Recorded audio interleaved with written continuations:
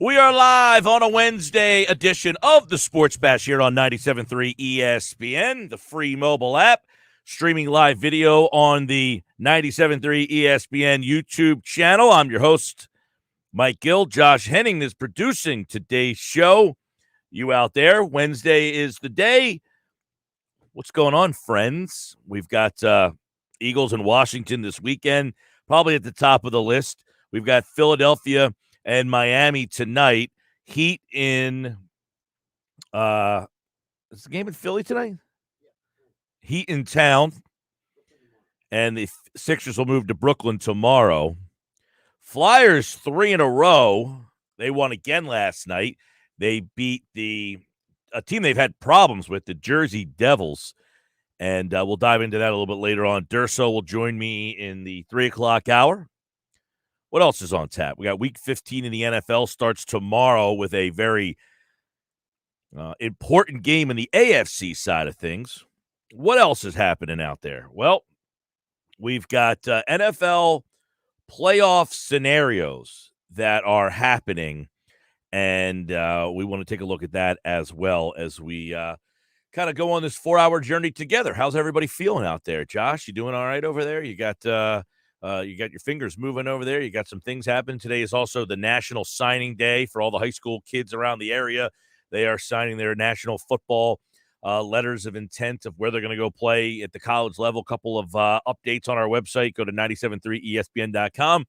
But maybe the bigger deal of the whole day is, I don't know, maybe Ben Simmons gets traded today. It's highly doubtful, but it's a possibility. If you have been following along, Ben Simmons hasn't played all season. He is looking to be traded. The Sixers have been unwilling to trade him. And I think one of the interesting comments here, this is a report from Jordan Schultz, who, Jordan Schultz is like, I don't really know who he works for, to be honest with you. What's that? Is it ESPN? If you go to his Twitter handle, ESPN is not even listed in there. All I know is he's the guy that hosts a lot of podcasts. He hosts the podcast with CJ McCollum, okay? Now, I know Jordan's work. I generally think of him as a football, like connected to football. Well, he also is a co-host of the Boardroom ESPN Plus show with Kevin Durant. Okay. So he does a lot of projects with active and former players. All right. So, I mean, I know who he is, and he's had some stuff in the past. Yeah, well, I know you know. I'm just giving the right. No, I'm saying, like, I've actually, it's not like a guy that I've never heard of. He's not a stranger. Is my point. Right. There's no stranger danger here. This, to me, this was tweeted an hour ago from Jordan Schultz. And he said the Sixers have received an influx of calls for Ben Simmons to get a jump on today, league sources say. Now, Schultz tweets, one GM I spoke with remains pessimistic any deal gets done. Quote, Daryl Morey is asking for the moon, and I'm not sure he even wants to trade Ben Simmons right now. I mean, that kind of says a lot right there. That a GM that Schultz spoke with in the league, okay, a GM in the NBA who essentially has called the 76ers, says, Morey's asking for the moon, and I'm not sure he even wants to trade him right now. Now, Schultz has an interesting poll question up. He says, momentum is everything in trades, especially of this magnitude. String together a few good calls, and you can get a real jump on the other teams. Do you think Ben Simmons will be traded this season? Yes or no? Now, if I click on the poll question, it's about 50-50 right now. Right? It's about 50-50. It's 53% say yes, they think Ben Simmons is going to be traded. 47% say no, they do not think Ben Simmons will be traded. I will maintain the Sixers will hold on to Ben Simmons unless they get a deal where they get a player that they think can help them out now. And it's not just a player that they say, yeah, we might be better. See, I think Jake Fisher, who we've had on the show a bunch, he's Bleacher Report's guy, does a great job covering the league. And he made an interesting point. He was on a podcast this morning that I listened to, and in the podcast, the point he makes, all right, and Josh, I'm kind of interested in getting your take on this because I know you've kind of been on the other side of this. Fisher contends, and he maintains what I've maintained, is that they don't have to move Ben Simmons just to move him. And here's the big part about it, okay? To waste a year of Embiid's prime, that we keep hearing that. Fisher contends they really believe if they move Simmons for anything less than they value him, that they're sacrificing multiple years of Embiid's prime for not maximizing Simmons as a trade asset. So if they make a move to say, hey, we're wasting 1 year of Embiid's prime, that might sacrifice multiple years if they don't get the right compensation for Simmons. That's where my mindset has been. That's why you cannot take a trade just to say Simmons doesn't want to be here. We've got to get him out of here. Because unless you get back what you want in return, and unless you get back something that you think will maximize Joel Embiid's entire tenure here, you can't trade Simmons just to trade him. Listen, I appreciate that sentiment, but I would respond initially with, you're saying that with the assumption that they can't get what they want in return. There's a difference between. Well, you're apparently saying they can get what they want in return and they're just choosing not to? Well, no. I believe that if these teams out there are serious, okay, if they are legitimately serious about trading for Ben Simmons or any player, not just Ben Simmons and the Sixers, to me, Mike, it's any player. I think it's fair to assume that if these teams are serious, they're going to put their best deal forward now because they want to get him in their building sooner than later. Now, if they're not serious and they're not willing to have a legitimate, honest conversation with Daryl Morey, then yes, Daryl has to hold out for the best deal. But I have trouble believing that every time Daryl talks to a team, whoever it may be, fill in the blank team, the only thing they're willing to offer him is the equivalent of Andrew Lang and those guys in the Charles Barkley deal. Well, I would say this to kind of retort what you just said, the Andrew Lang thing. I think up until December 15th, that's the only deals they were getting.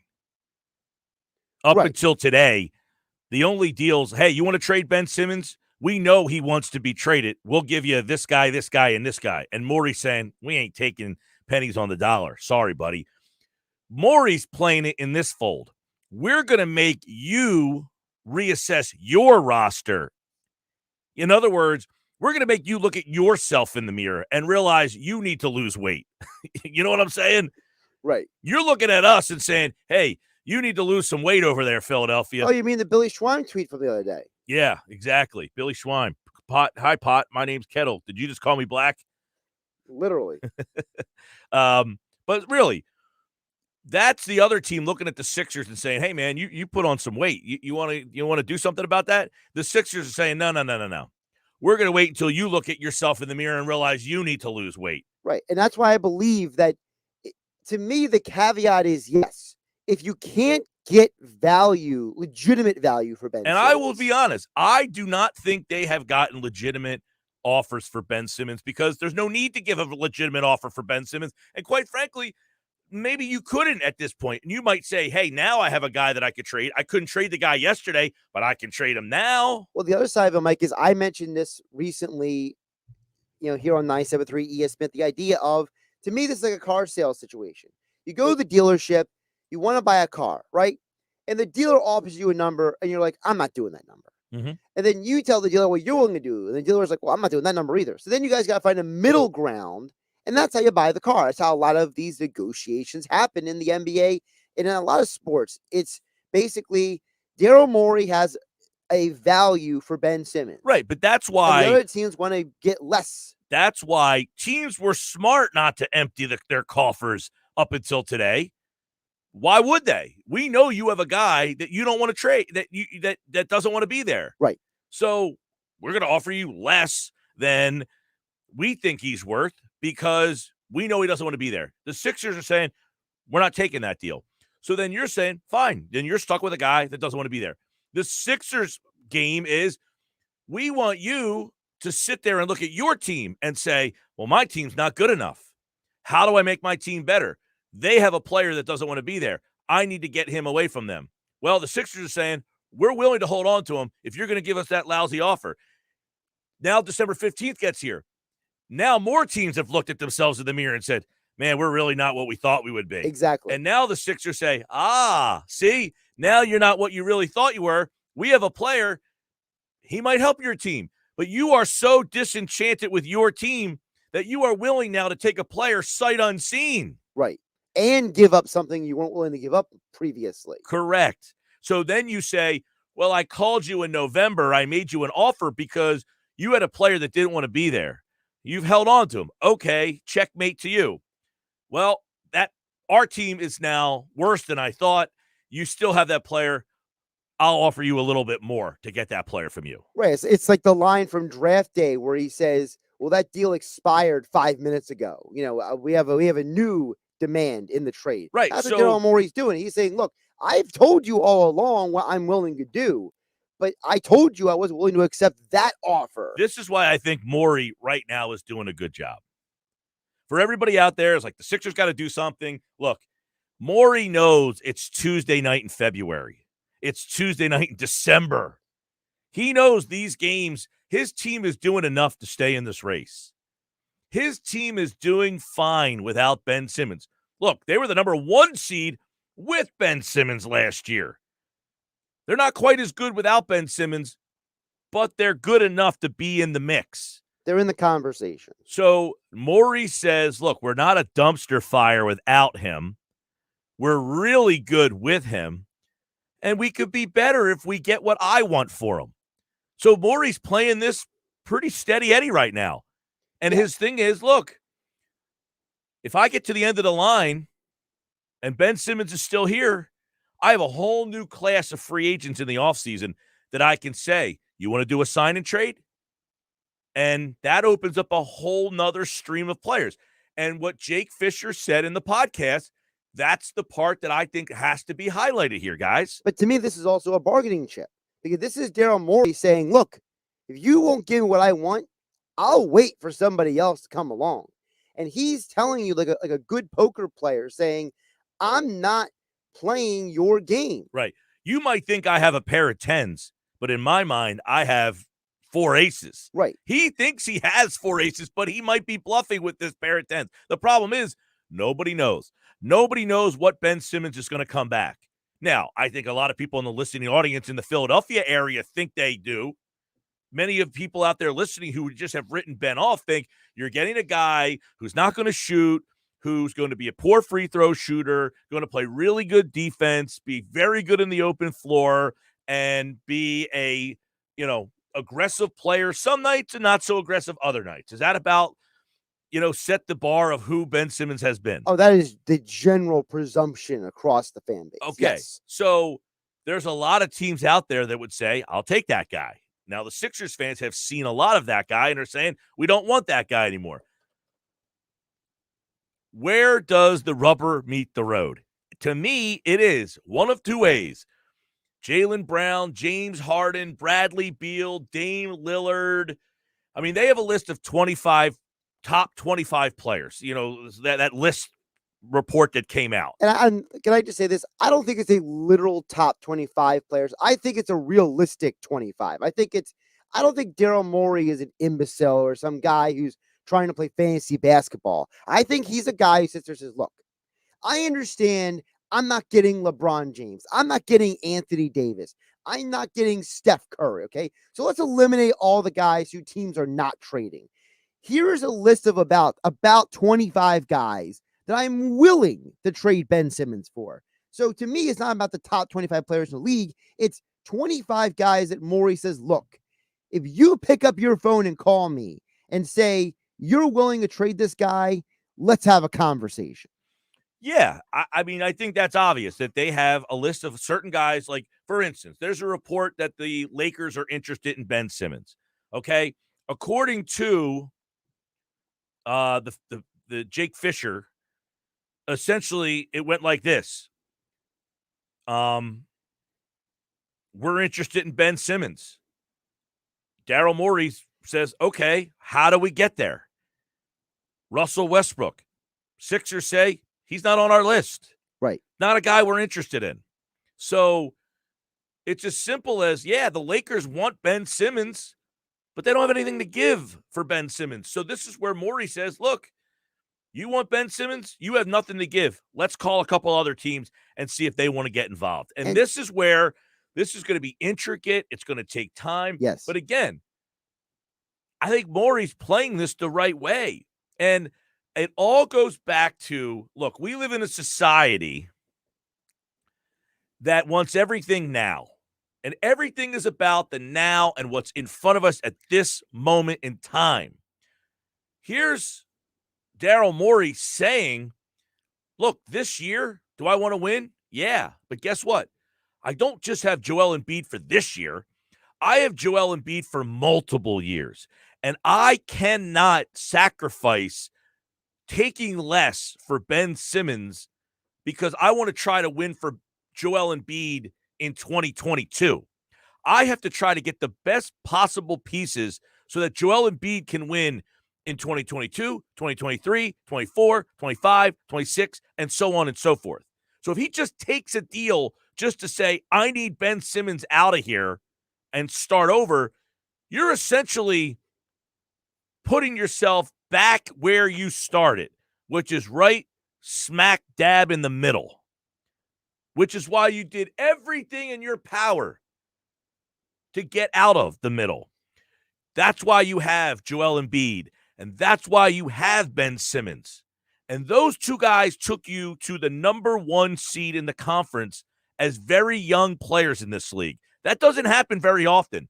There's a lot of teams in this league, guys, that have young stars on their team, and they struggle.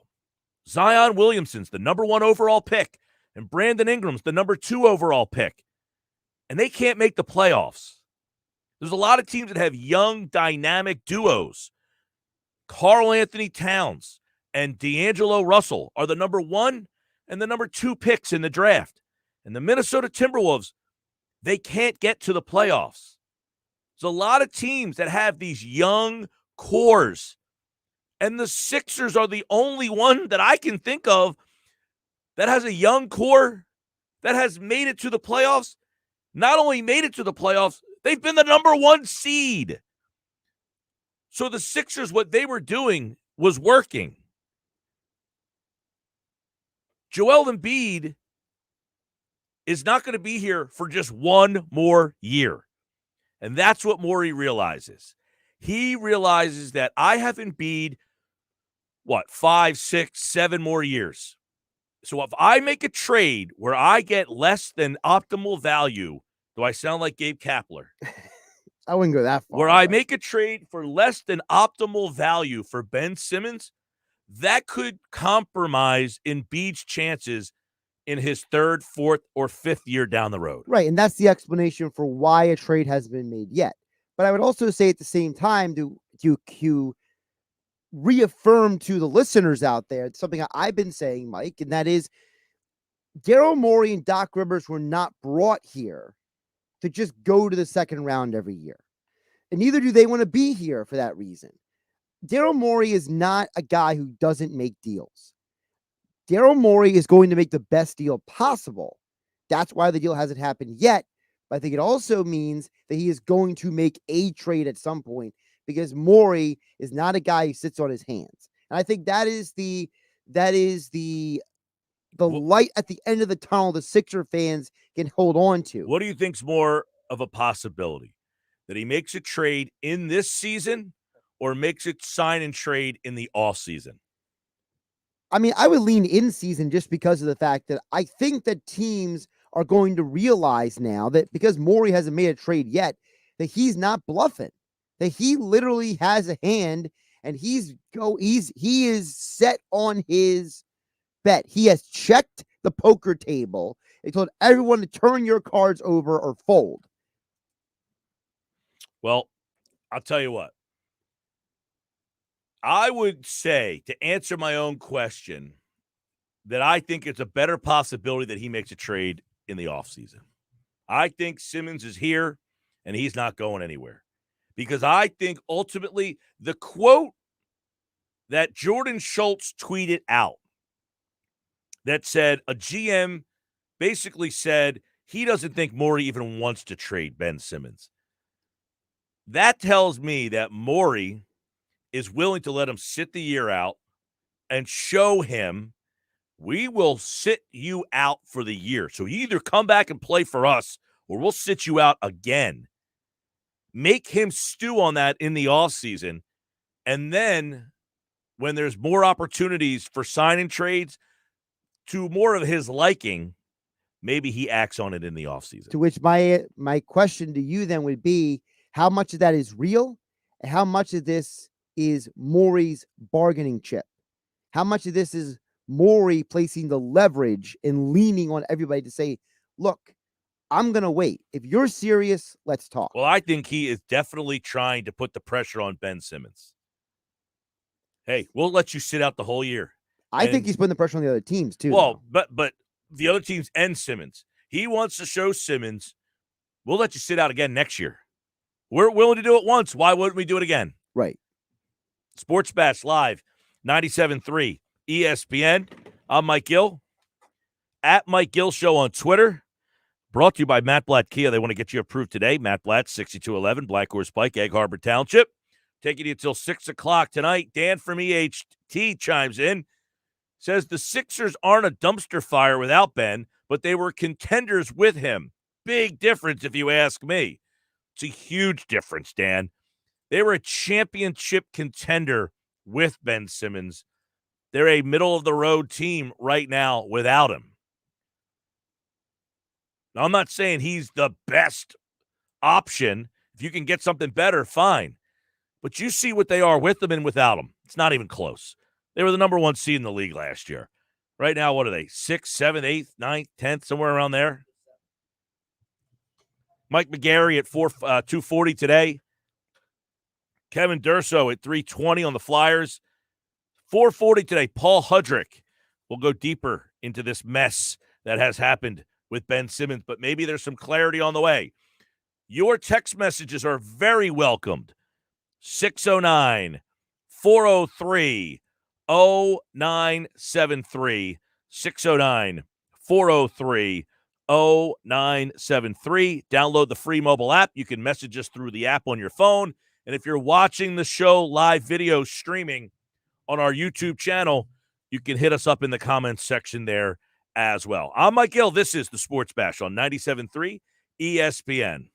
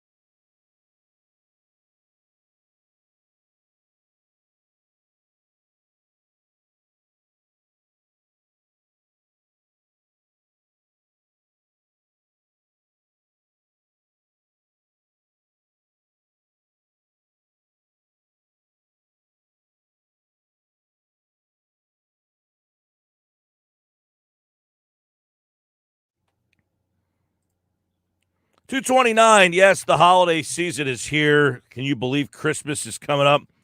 We've got this weekend, Saturday, next Saturday, Christmas. Unbelievable. Holy moly. I'm Mike Gill. This is the Sports Bash Live on 97.3 ESPN. Hope you're enjoying your Wednesday.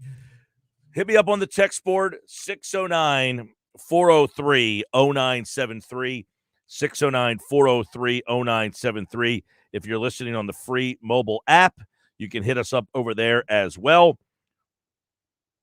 Bob in Egg Harbor City is listening on the app. He sends me a notification through the free mobile app. He says, Mike, I don't think we need a top-tier player for Simmons. We just need a facilitator and a good defensive point guard, just enough to spread the floor and open up shooting lanes. That's from Bob in Egg Harbor City. Here's the problem with that, Bob. If you bring in a facilitator and a good defensive point guard, you're really taking, I guess, a lot of time off of the floor for Tyrese Maxey and or Steph Curry, and they've been two of your better guys right now. In fact, Jake Fisher in this podcast actually suggests that Maxey's been so good that the Sixers may reconsider whether or not they even want to get De'Aaron Fox. Fisher says, regarding Simmons to this point, I haven't heard Fox has been made available, and I don't know how much interest he would have among Philly officials now that Tyrese Maxey has flourished. He says, I don't even know if they view Fox as an upgrade over Maxey. Interesting point there. When it goes back to, you're not going to just trade Ben Simmons to bring in George Hill, which is essentially what that guy's saying, a facilitator and a defensive player. Now, I know Hill didn't fit the mold last year, but that's essentially what Hill was brought here to be, a backup point guard, facilitator, defensive player. That's what I was telling you last year. To me, when I look at Tyrese Maxey, I looked at a guy who could be as good, if not better, than De'Aaron Fox, and you're seeing that now. And to me, at this point, if you trade for Fox and Hield, you're basically getting two players you already have. Right. You're getting Hield is Seth Curry. You're getting right. Your Fox and Hield would be you basically substituting Maxey and Curry. Right. They're just different names, but they're the same players. They do the same thing on the court. Hey, Mike, are the Sixers still finding Simmons? You know, that's a good question. As far as we know, but does it really matter? Well, if he's still getting fined and he's still sitting out, if he's not getting fined and he's still sitting out, then there could be something there. As far as I know, I haven't heard he's not getting fined. So I'm assuming that he is getting fined, I guess I would say. Chief Downey here. How about trading Tobias Harris for Russell Westbrook? I mean, why? What's the point of that? I mean, Westbrook, essentially, you're needing minutes for him in the Maxey spot. Yeah, you're not playing Maxey, Westbrook, and Curry all together. They're all and Danny Green. I mean, that's silly. Russell Westbrook is not a good shooter. What can he do? He can get a bucket. But so can Maxey. Right. So it's saying, do you want Westbrook to take Maxey's minute? I get Harris is frustrating, but Westbrook for Harris is a upgrade of a scorer, but positionally he doesn't fit well with what you already have. Positionally hurts you because your defense gets worse, your rebounding gets worse. You're already the worst rebounding team in the NBA. You want to get worse? No. Well, Westbrook's a pretty good rebounder, but I hear what you're saying. Well, he's not right. I mean, he's not banging down low, grabbing rebounds. He just happens to get a lot of rebounds. Right, exactly. He's a scrappy guy. And listen, I'm a huge Westbrook fan, but he does not fit what the Sixers need right now. Listen, if you're going to trade Harris, you have to get a player who fills that role because Embiid is not an elite rebounder. He's average to above average, but he's not a banger to get rebounds. Tobias Harris and Ben Simmons for the last 2 years have been the guys who've been collecting a lot of rebounds because Joel Embiid is so hyper-focused by other teams. So if you get rid of Harris, you need to get a guy who can go out down there and get rebounds that Joel Embiid either can't get or is out of position to get. Mike, what worries me is Morty and Doc came to the Sixers thinking Ben and Joe were the staple players for a championship run. I'm sure they can't believe what has happened and what they've gotten themselves into. You know, that's a really interesting point. These two guys get here thinking we got these two young guys. Ben Simmons is signed for 4 years. You're thinking I got these two guys. If I'm Morey and I'm Doc, I got these two guys. I just got to build around these guys now. I got the two centerpieces. And then this happens to you. You're right. They've got to be going home at night thinking, what the hell have I gotten myself into? Right? Sure, but at the same time, I think we also have to admit that, at that introductory press conference, Daryl Morey and Doc Rivers said, look, we know why we came here, but we're still learning who is here. This guy sends me a trade that Bleacher Report posted. The Celtics get Karl Anthony Towns. Minnesota would get Ben Simmons, Robert Williams, Matisse Thybulle, Jaden Springer, and a 2022 first-round pick from Philly. And the Sixers would end up with Jaylen Brown and Patrick Beverley. I mean, that's a great deal for all three teams, really. It's a great deal. I'm just not 100% sure if all the money works. Well, I'm imagining if Bleacher Report put this up there, they would have to think the money works. Sure. I don't know Jaylen Brown's contract off the top of my head. Here's the problem with anything involving Karl Anthony Towns. There's two things to keep in mind. Number one, the Minnesota organization loves him, and he loves them. So he does not want to be moved out of there at this point in time. The other thing is, if Minnesota does that, what they're telling everyone is they're building around Anthony Edwards, which makes all of their other moves need to be blown up as well. Because, for example, you brought in D'Angelo Russell because of Karl Anthony Towns. Part of the reason why the Minnesota Timberwolves have interest in Simmons is because Simmons and Cat are friends. Mm-hmm.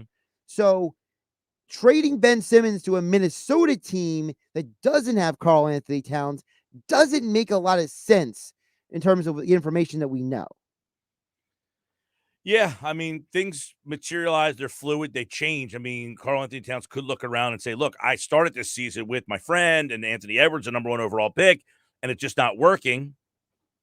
But, again, these are just trades that Bleacher Report says they might make a lot of sense. That trade, to me, does make a lot of sense. The Sixers end up with Jaylen Brown, a guy that they really like, and a player that the text message guy sent, a defensive player who's a good facilitator in Patrick Beverley, who would probably come off the bench at that point. But that's what he's good at. Beverly's a good guy. I guess Jaylen Brown takes Danny Green's starting role at this point. Yeah, I mean, he's a little small to be your three, but I mean, I'm not going to be nitpicking at this. Well, Danny's a little small to be your 3 too. So, Mike, do you think the Sixers are not in a hurry to get any decent value for Simmons because they want him to sit there and rot, to not make any money and get his way after screwing the organization?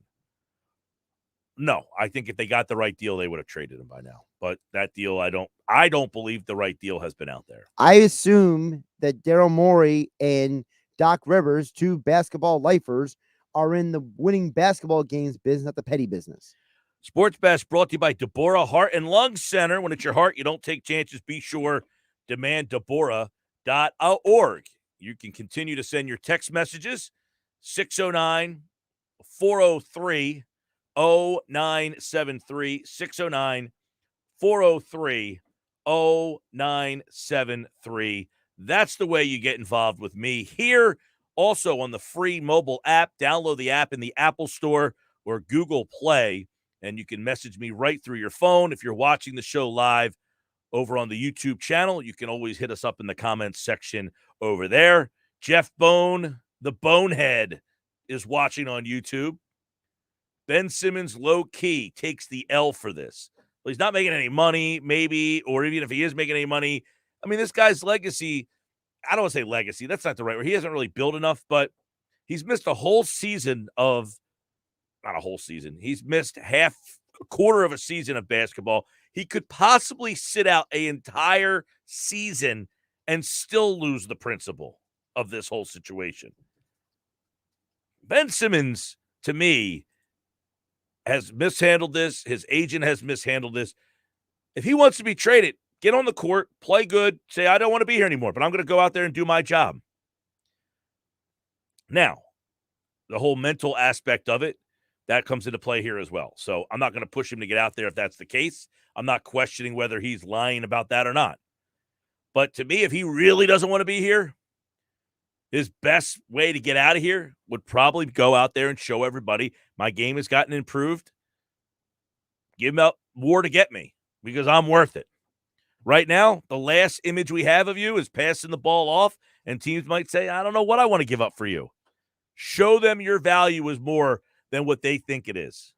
I'm Mike Gill. This is the Sports Bash Live on 97.3 ESPN and the free mobile app.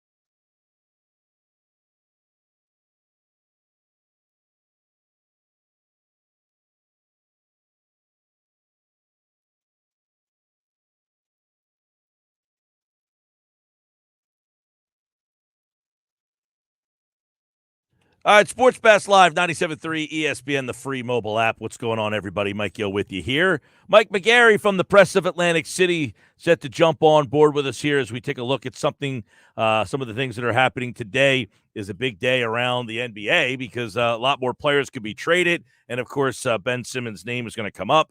We heard the other day, Mike, he has the hottest name on the trade market. But I thought something very interesting that I read today regarding Ben Simmons, which was that it seems that Daryl Morey isn't all that interested in trading him. That came from a rival GM who said, I called the Sixers. Doesn't sound like he's all that interested in trading him. And one of the reasons, possibly, I want to get your opinion on this, Mike, which is essentially that, look, we don't have to do something for Embiid now this year. We have to make sure that we're not sacrificing multiple years of Embiid by not maximizing the trade market here. So that is where this kind of stands as December 15th gets here.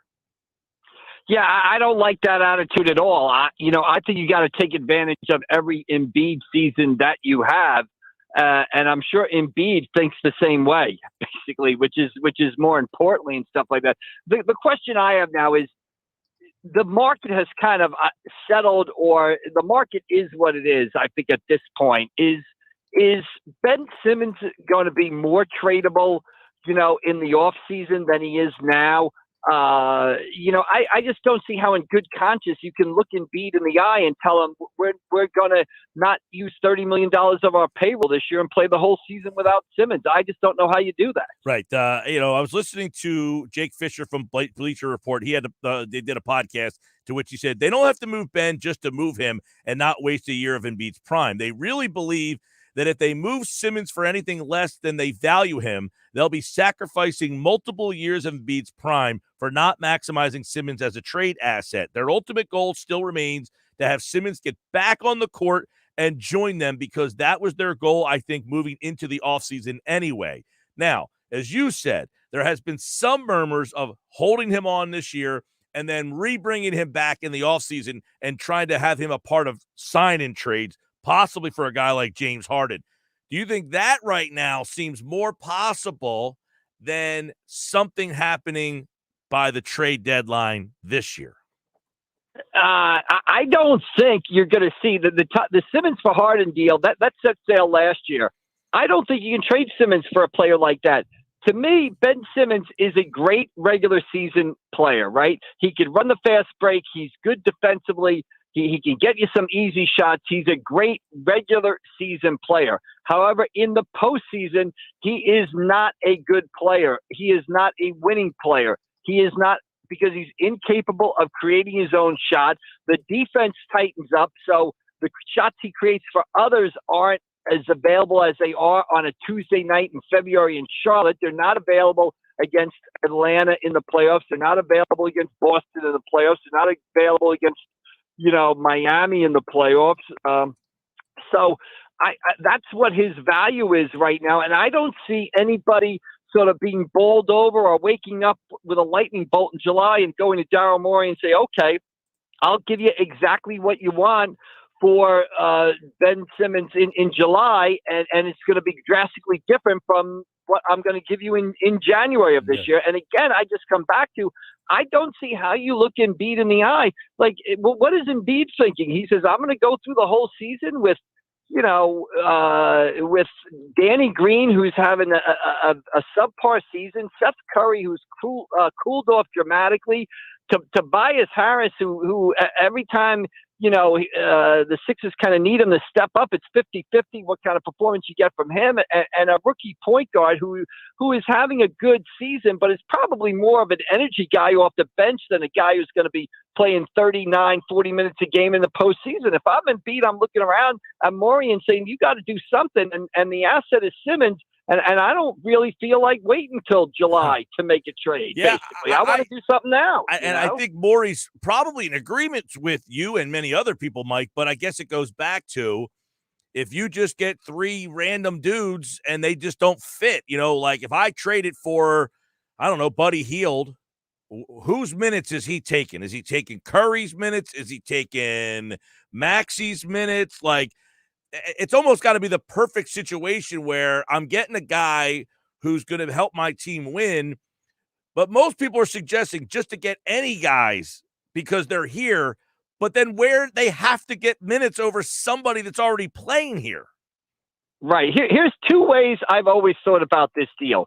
The first way is I never thought from the beginning that Simmons was going to be good enough alone to bring back the truly superstar top 20 player or top 10 player on his own. I never thought that Simmons was going to go heads up for that guy. So I always thought it was a package where the Sixers would have to give up more. The Sixers would have to package him with a 5-ball, with a maxi, with some draft picks, and send them to another team to get the perimeter creator that they needed to sort of, to advance the playoffs. Now, who is that guy right now? I mean, the name at the beginning of the season was Dame Lillard. Lillard is not having a good season. Maybe a change of scenery helps him, but who knows? But I thought it was crazy when I first heard and people suggested that it was just going to be Ben Simmons straight up for Harden, Ben Simmons straight up for this guy. I never saw that in a million years because I think his playoff limitations are that dramatic and he hurt his value that much. I mean, he shot 33% from the foul line last year. Yeah. I mean, and had to be benched in the fourth. In the playoffs, and he had to be benched in the fourth. If I'm a GM and Daryl Morey calls me up and says, "Hey, Mike, give me your superstar player for Ben Simmons," and I'd say, "Hey, Daryl, I just watched Game 7 against the Hawks. I'm watching the last 3 minutes. I don't see Ben Simmons out on the floor. Where was he? We benched him. Okay, so I'm supposed to give my superstar player for a guy you benched in the fourth quarter of Game 7? Not happening." Well, I think the way, Mike, that Morey has played this has been, look, you called me with that thought in mind. Hey, you got a guy who didn't perform. You offered me less than market value. Well, now you've looked at your team in the mirror and you don't like what you see, and now you're calling me back because you obviously like what I have. So I think Morey holding him has kind of elevated his value, not because of what he's done, but because what the other teams have done have made those GMs say, well, I don't like what we have either. Right. Well, but I like what you have at a reasonable price. Now, the other direction the deal I could go in, and I think this is a reasonable price, where you trade Simmons for a veteran point guard that could possibly start, and you would bring Maxey off the bench, and you trade him for somebody who can upgrade the Danny Green position, and you put Danny Green on the bench. So if you can get those two guys, a sort of 3-and-D wing guy who can upgrade what Danny Green does, and a veteran point guard you can rely upon, and then you can shift Maxey to the bench, and I think that enhances his value. He's not overexposed as he is. So I think that's the direction the deal probably has to go in now. Mike McGarry from the Press of Atlantic City. Today is December 15th, which means 85% of the league can now be traded. Before today, it was only 65%. So that's why talks have now expanded. We'll see if something happens there. Mike, I want to get your take on, even wrap it up locally here. COVID seems to be a problem in the NFL, NBA, NHL, and possibly even, high school basketball in the area. Do you think that is going to be a big story between now and the new year? I don't. I think we're just going to have to live with the way it's going on right now. I think, not to minimize what COVID is. It's very serious. I take it very seriously. But I think Derek Sellers, who was the head of the West Jersey Football League and is now an assistant director with the NJSAA, said it best. Last year, he kind of said, look, you can't take any of these reports as gut punching, as real. And you just, you accept the news. This is the way it is. And you accept it going forward. I don't think any of the pro leagues, like you hear people on Twitter, Baker Mayfield tested positive today. Cancel the season, take a week off, take 2 weeks off, shut it down. That's not happening. I don't think any professional league is going to stop. I think the NFL is going to play. I think you might see some teams like the Chicago Bulls, like some NHL teams have done. They're playing 82 games, postpone a couple of games, make them up later. I think you might see that while we go through this winter period. As far as high school stuff, it just has to be a way of life. Again, when I say this, I don't minimize COVID in any way. I take it very, very seriously. But to me, right now, it's like the weather. like you get a game rained out in the spring or postponed because of bad weather in the spring, you're going to see that over the course of the winter season. And you can't overreact to it or let it throw you. You just go forward and make the next best decision. All right, we'll see. Because a lot of these teams, at least I know some hockey teams, haven't been able to field rosters. So some hockey games have already been canceled because of that. The Cleveland Browns, big problems there. Washington football team, I don't know that they're going to have a defensive line this week. I mean, they got all sorts of issues over there. Their quarterback room's a mess, so we'll see. Definitely something to keep our eyes on. Mike is running all over the place, getting ready for the high school basketball season. And we'll talk more about that on Friday. And you can check him out at AC Press McGarry. And, of course, he's kind enough to join us here on a Wednesday. Thank you, Mike. All right, Mike. See you later. All right, Mike McGarry is brought to you by Calvi Electric Company, now offering residential services for your home or business. Visit them online at calviaelectric.com. Mike McGarry's back on Friday, and I'm Mike Gill. Follow me on Twitter at Mike Gill Show. And don't forget, next hour, we got plenty more, including Kevin Durso. You know, the Flyers have gone 3-0 since this weird situation happened. You can go to our website, 97.3ESPN.com, to get more details. Plus, Durso in 25 minutes will join me right here. My NFL Find 5, Ugly 5, 5 best 5 worst teams in the league coming up in the 4 o'clock hour. Jeff Mosher has football at 4. A Cup of Joe tonight with Joe Valerio, former NFL offensive lineman, and Jeff Kerr from CBS Sports on the NFC East and the NFC playoffs. That's all today on The Bash.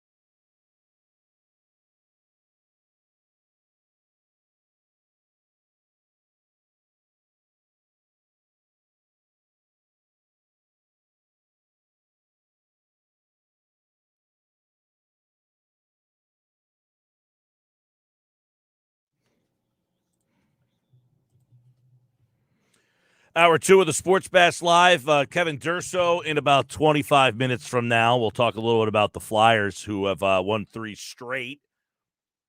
Stick around for Durso. He was there last night. Flyers beat the Devils pretty handily. 6-1, I think, was the final last night.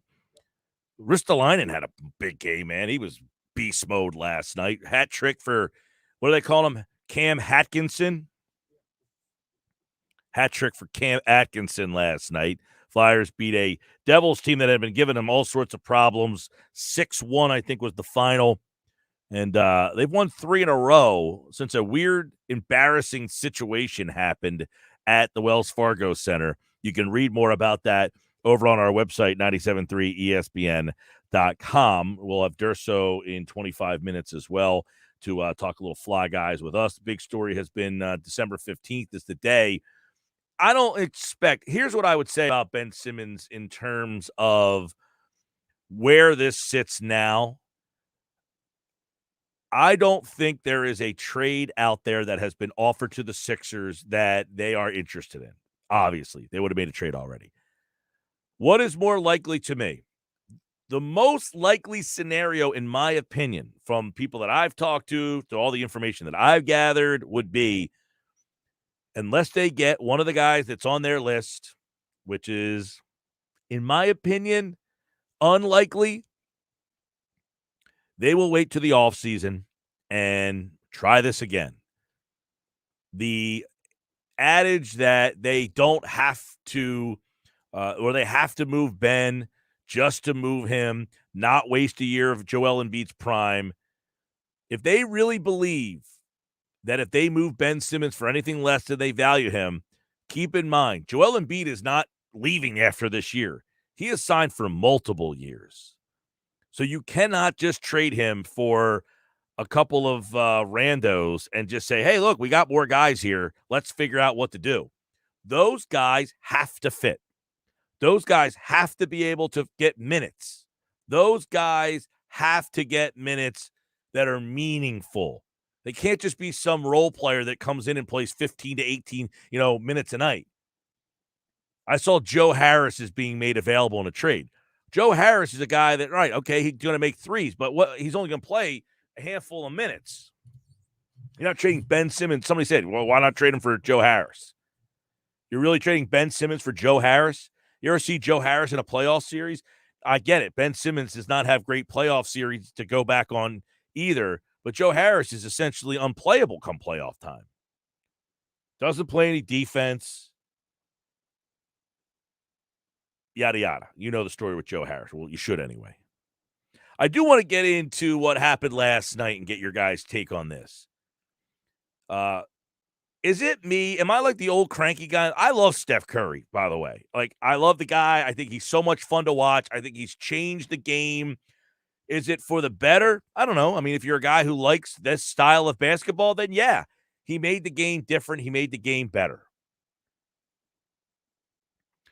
But is it getting way too much attention that Steph Curry broke the 3-point make mark last night?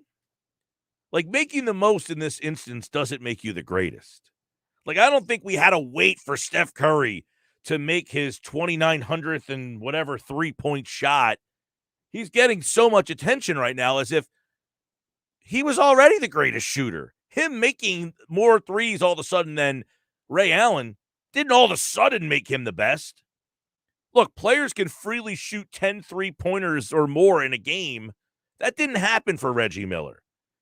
Ray Allen wasn't jacking up 15 3-pointers in a game. Can you imagine if Reggie Miller shot as many threes per game and Ray Allen back then? They probably would have another 500 3-pointers made. Players of the 70s, the 80s, the 90s, the 2000s, and even the 2010s, they don't just shoot 10 threes a game. Steph Curry made that happen. Curry's a tremendous player. He's got so much. He's done so much to change the game. But let's not make a big deal out of what he did last night as if that made him the greatest. I'm not debating if he's the best. I'm just saying he's the best for reasons other than he made the most 3-point shots. I didn't need him to make the most three-point shots to hammer down the point to me that he's already the best shooter that many of us have ever seen. I think it's minimized. Him making the most threes has almost minimized how great he actually is. Because if you're saying it wasn't until he made the most threes that really turned you on to this, look, mathematics say he's going to make the most. He shoots more than all these guys. The fact that, I heard Greeny today said, they schlepped him down to Philly, because they thought he could make 10 in the game. That right there tells you all you need to know, that he possibly could have made 10 in a game. How many times did Reggie Miller shoot 10 in a game? How many times did Ray Allen attempt 10 shots in the game? 10 3-point shots, I should say. Probably not too many. Steph Curry does it routinely. This is like people, I think Curry is probably the greatest shooter that any of us have ever seen. He changed the style of game, and he happened to land in the best place at the best time, right? Keep in mind, Steph Curry he's such an interesting guy to kind of talk about because Steph Curry won a championship as the best player on the best team. He also had a very perfect supporting cast around him. So I don't want to minimize that Curry could do it. I just think it's not to me, I've always kind of said he's not on the LeBron level. He's not on the Durant level. He's kind of like that on a level all by himself where he's just great. He changed the game because he was smaller than those guys and because he could shoot so well that it kind of put him on this, it separated him to me from the Hardens and the Kyries. He's like above that guys, but he's not in the group with the other guys. If that makes, if that's fair. Then he won the championships. He kind of took a back seat to Durant for those couple of years. But Curry has allowed what we see now to be just the norm. Just go out there and chuck threes. Now, I personally don't think it's a great aesthetically pleasing product, but that's what the league is. Hey, three's better than two. But if you go back to that draft, remember, he was the 7th pick in the draft. Blake Griffin went number 1 to the Clippers. Hasheem Thabeet went number 2 to Memphis. James Harden went number 3 to Oklahoma City. Tyreek Evans was number 4 to Sacramento. And this is where there was a run of point guards. You remember this? Ricky Rubio and Johnny Flynn went back-to-back, number 5 and number 6 to Minnesota. Now, Johnny Flynn couldn't play a lick. Ricky Rubio still kind of bouncing around the league. And then there's Steph Curry. Curry went number 7 to Golden State. He was the 3rd point guard taken in the draft. Now, James Harden, I guess you could kind of say, has morphed into a point guard. But if you were to redraft this class again, it would be Curry 1, Harden 2, or Harden 1, Curry 2. But just think about the team that drafted him, the Golden State Warriors. He got drafted by the right team at the right time. We're going back when this draft happened. This was 2009. Back in 2009, I can't imagine that. I wonder what the most 3-point shots per game, which team had the most 3-point shots per game in 2009. So Curry comes into the league and he ends up in Golden State. Now, keep in mind, the first couple of years that Curry was in Golden State, they weren't all that good. 2009 to 2012, they kind of still struggled a little bit. And then they started to kind of take off. So he didn't get there. And then all of a sudden, they just took off. You go back to 2000, Curry's first year in Golden State, they're 26-56. 2010, they're 36-46. 2011, they're 23 and 43. So his first 3 years, they don't really do all that much. The next year is when they win 47, then 51, then they go to 67. So it took him 3 years after they drafted him, his first, second, and third season. They were the first 3 years for Curry. 609 403 0973. Mike, why weren't the guys back in the day shooting more threes? Did the coaches or GMs have any vision? Any of those guys could have taken advantage of the three-point shot if they had the skill to do it. What took the league so long to realize or take advantage of the three-point shot and its value? It's a good question. I don't really have the definitive answer. My opinion would be that essentially it's a lower percentage shot back then, right? It was a lower percentage shot, and not as many people were making them at a high percentage. Curry kind of started the thing where you just – but I really think that Dirk Nowitzki is a guy that doesn't get enough credit. You know, Dirk, because Curry was a small guy shooting threes. That just allowed more small guys to shoot threes. Dirk was a 7-foot guy that started shooting threes. And I think to answer the question on the text board, that's when it really changed. Was, okay, we got a bunch of guards shooting threes, but then Dirk came around and started to shoot threes. And that's when it was like, you go to a high school game and you start to see guys 6'7" that typically were, hey, you're going to be our big guy. And now that guy's even popping out and shooting threes. I mean, if you went to a St. Augustine game last year, they got 3 guys, you know, that are like 6'5", which is in high school, it's a big guy. You know, typically that guy's playing center. Well, that guy's standing in the corner shooting threes all game, which that didn't happen until Dirk really made that the norm. Back in 2009, the team that led that season before Steph Curry was drafted in three-point attempts per game, that was 27.9. That was the New York Knicks. Wow. That year. And teams are shooting about 40 a night now. Right now, the team that leads the NBA in attempts per game are the Utah Jazz, currently at 43 attempts per game. 43 threes per night. So you went from 27.9 to 43. That's crazy. Now, what was the most attempts per season for like Reggie Miller? Oh, per season. See, I was looking at per game. Well, same thing. All right, per game. So Reggie, the most he ever had in a game was 13. The most threes he ever took in one game was 13. What did he average per season? I got to pull that up. Or what did he average per game? That's another tier. Well, what did he average per game? I mean, you can figure it out. How many threes did he average per game? Reggie. Yeah, whoever. Reggie, Ray Allen, who do you got? Well, again, that's another tab. I wasn't what I was looking up. Hang on one sec. I said first season. He said, well, that's a different one. All right, give me what he wants per year, per game. I mean, if he shoots 3 per game times 82, that'll tell you how many shot in the year. But look, it comes down to the question that was asked, why then, back then? I don't think they had the volume of amount of guys that could do it. Like, you look at those Celtics teams, for instance. Larry Bird made threes. Who else on that? Was Robert Parrish going to stretch out and shoot threes? Was Kevin McHale going to stretch out and shoot threes? Like, it just wasn't a skill set that was, like, practiced all that much. Now you say, well, why didn't you practice it? Sure, somebody could have had the vision back then to do it, but I don't think the personnel fit in the, like, look at the 90s.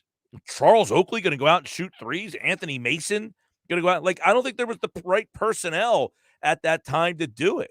Like, it wasn't until, like, Curry just was like, hey, I'm just going to go unconscious and shoot as many threes as I want, and had a coach that said, go ahead and do it. And conversely, you had a guy like Dirk at 7 foot that said, look, I could do it too. So then other kids in high school at that size just started to shoot.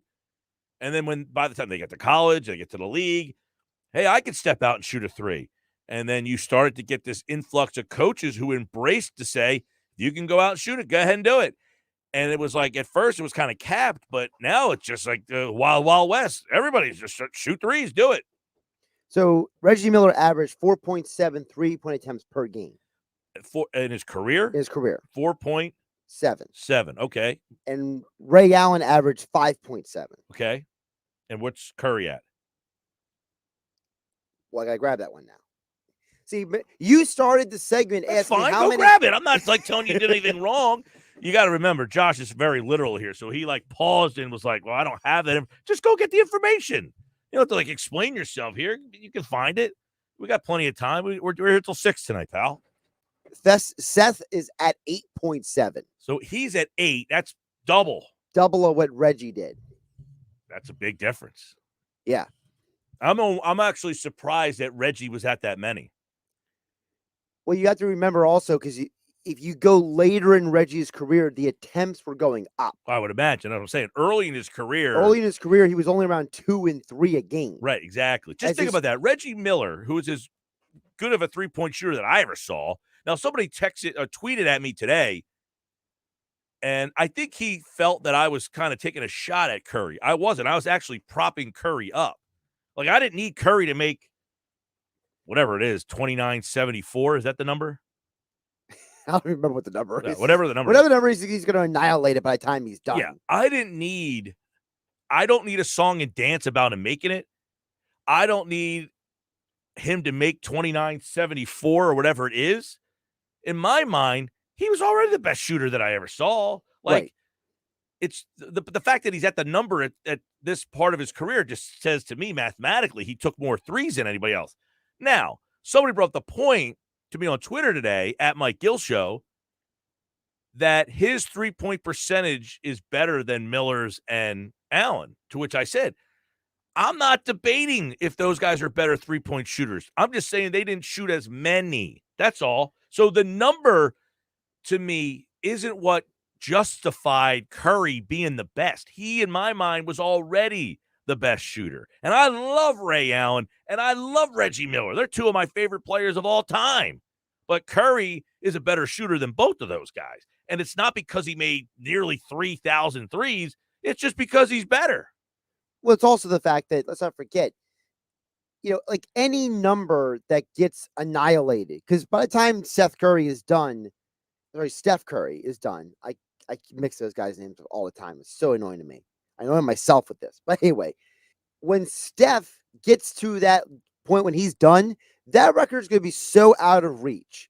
It's going to be like Wayne Gretzky with assists, or Cal Ripken with games consecutive played, or one of those numbers where it's like, it's not even going to matter how they got there. What's going to matter is that the dude was so amazing that you got no chance of touching it and just forget about it. I would agree with that for the most part, except for one thing. There's going to be another shooter that comes around that can just shoot the lights out. Well, there's plenty of guys who can shoot. Right. But I'm saying there's going to be somebody else who is some shooting prodigy that he's the best shooter in the league. It might be 10 years from now. No player, I wouldn't imagine anyway, is going to be suppressed on how many three-pointers he can take now. You know what I'm saying? Right. So if you do have a shooter, somebody's going to be that great shooter. And when he enters the league, like even Curry, when he entered the league, didn't just come out jacking threes. How many does he shoot a night? 9? Yeah, he's averaging about 9 this season. I'm imagining when he got into the league, he wasn't shooting 9 a night. Right? So yeah, he started at 4.8 exactly. per game. So he's doubled his amount of threes since he's entered the league. So my point is this.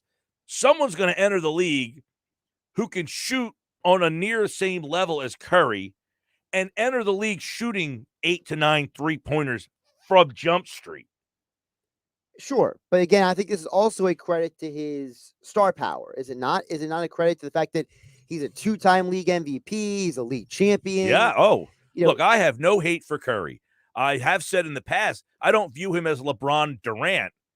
I put him on that next level below those guys. That's not a knock on him. The only reason is he's 6'2". Like it's hard for a 6'2" guy without he has the perfect complement around him.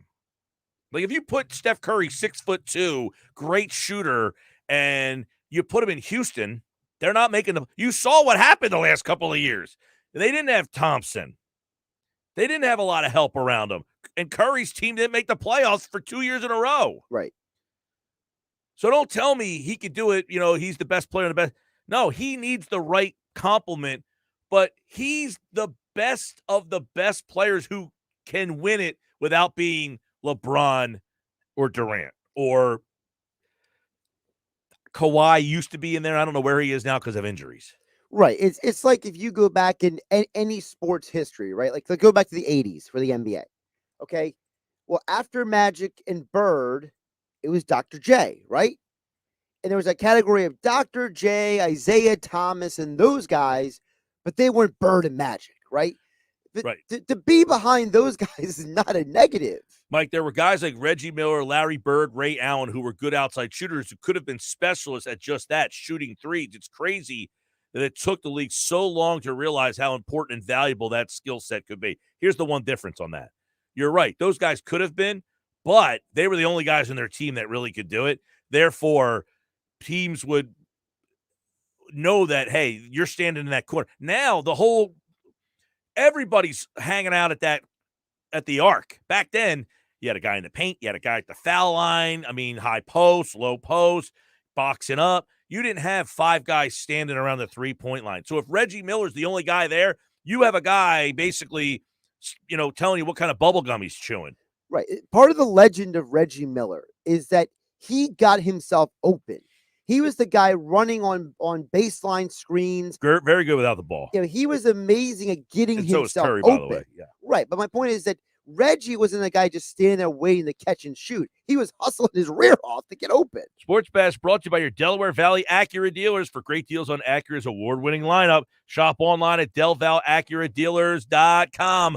I'm Mike Gill. This is the Sports Bash. Coming up, Flyers have won 3 in a row. How did they do it? We'll find out with Kevin Durso, who was in the building last night as the Flyers beat the Devils. And there was something that happened right before this 3-game win streak. Get the details on our website, 97.3 ESPN.com.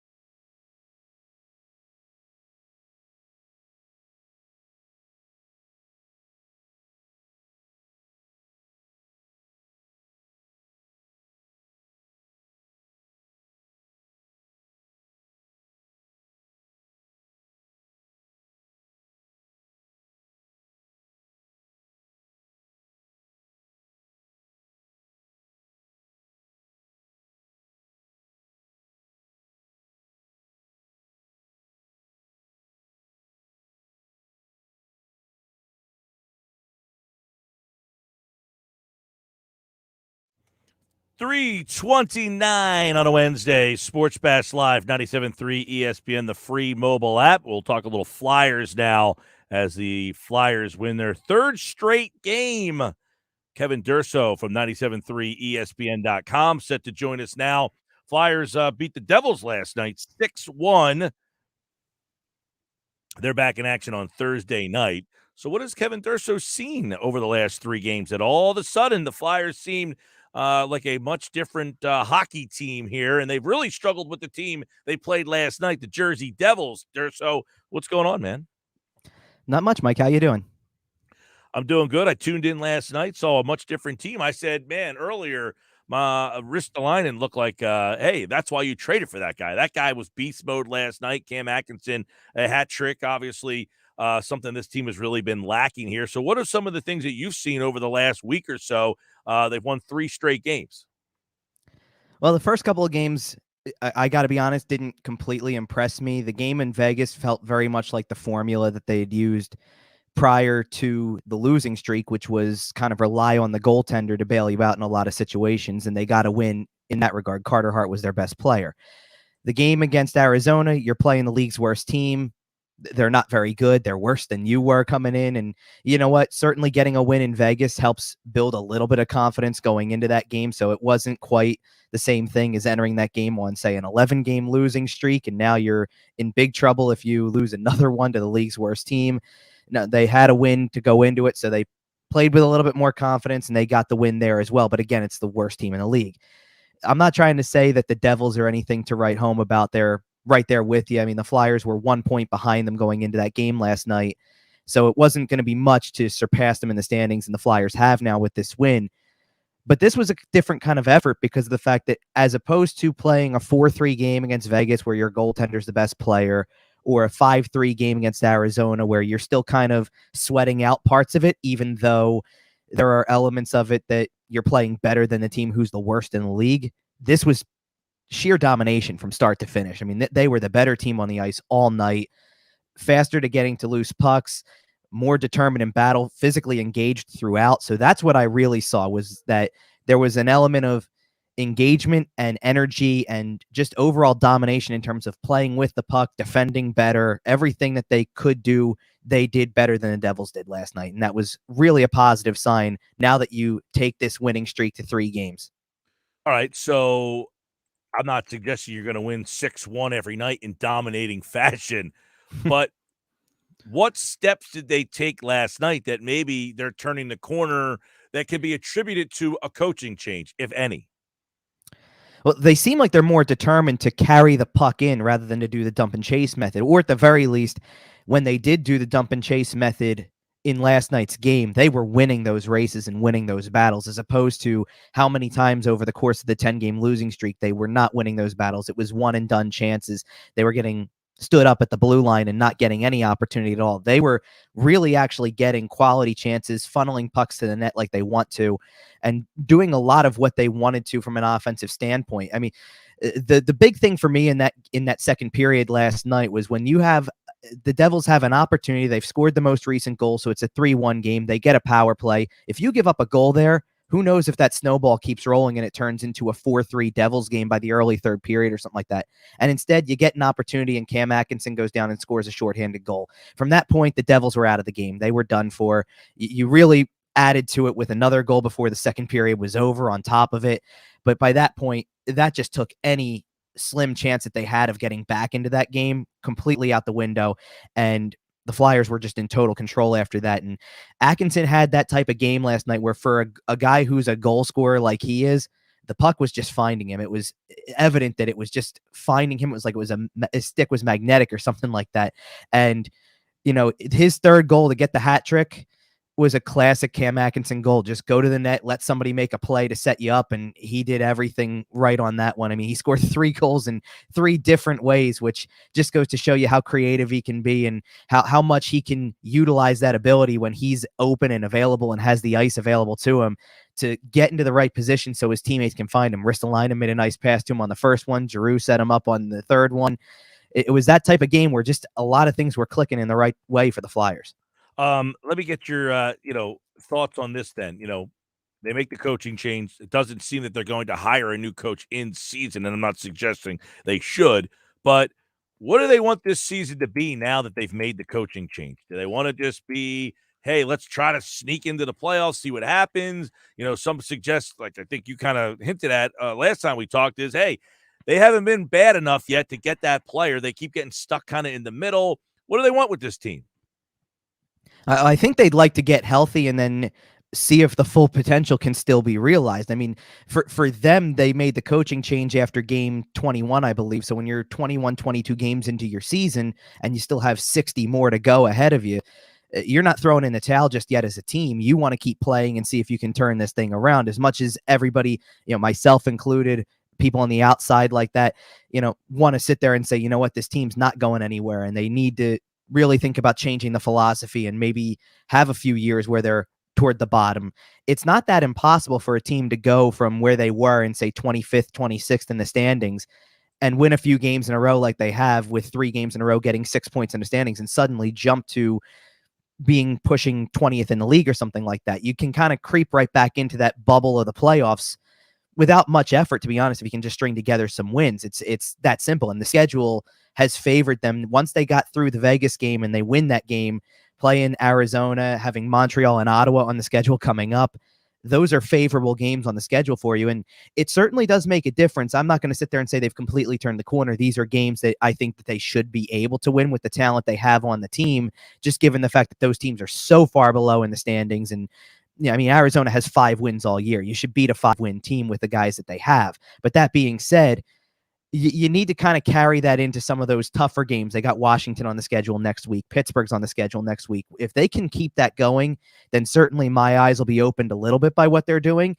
And certainly there's a big difference in playing a Washington team when you've won 5 games in a row as opposed to when you've lost 10 in a row. Your confidence is in a different place. They're scoring with more frequency right now, which should help a little bit as well. And certainly they've still, even throughout the later stages of the losing streak, they were getting the goaltending, and they're starting to get the defensive play around the goaltender as well, which can only breed more confidence as you move forward, especially when you've got some winnable games ahead of you on the schedule. Kevin Durso covers the Flyers for 97.3 ESPN.com. One of your takeaways from last night's game was all smiles. You were there last night. What's the vibe after the game last night as opposed to some of the games you covered 2 weeks ago?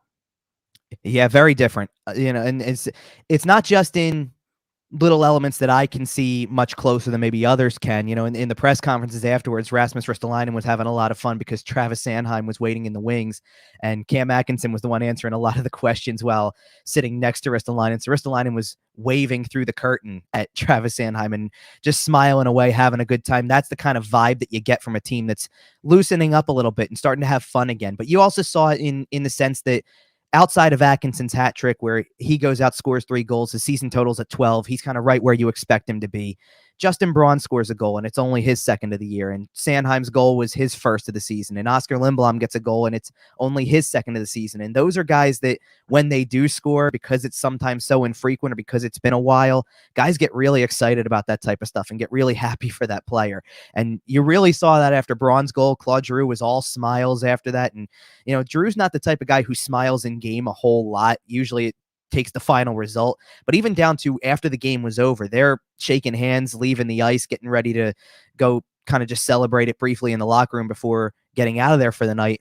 And they're smiling away, laughing about stuff, having a really good time because, I mean, why not? You just put a beating on a team that won 2 games against you in the previous weeks, and it feels different right now. It feels like you just came out and made a statement by putting together these wins, by now being on a 3-game winning streak. So by all means, go ahead and start to feel that vibe again. And, especially when things are going as they are right now, because for a team that couldn't score for the better part of the last month, they've come out now, and going into last night's game, they had 14 goals in the last 4. So now it's 19 in the last 5, and 20 in the last 5. So you're averaging 4 goals a game, which is tremendous compared to where you were with that 1 or 2 per game and finding ways to win because of it.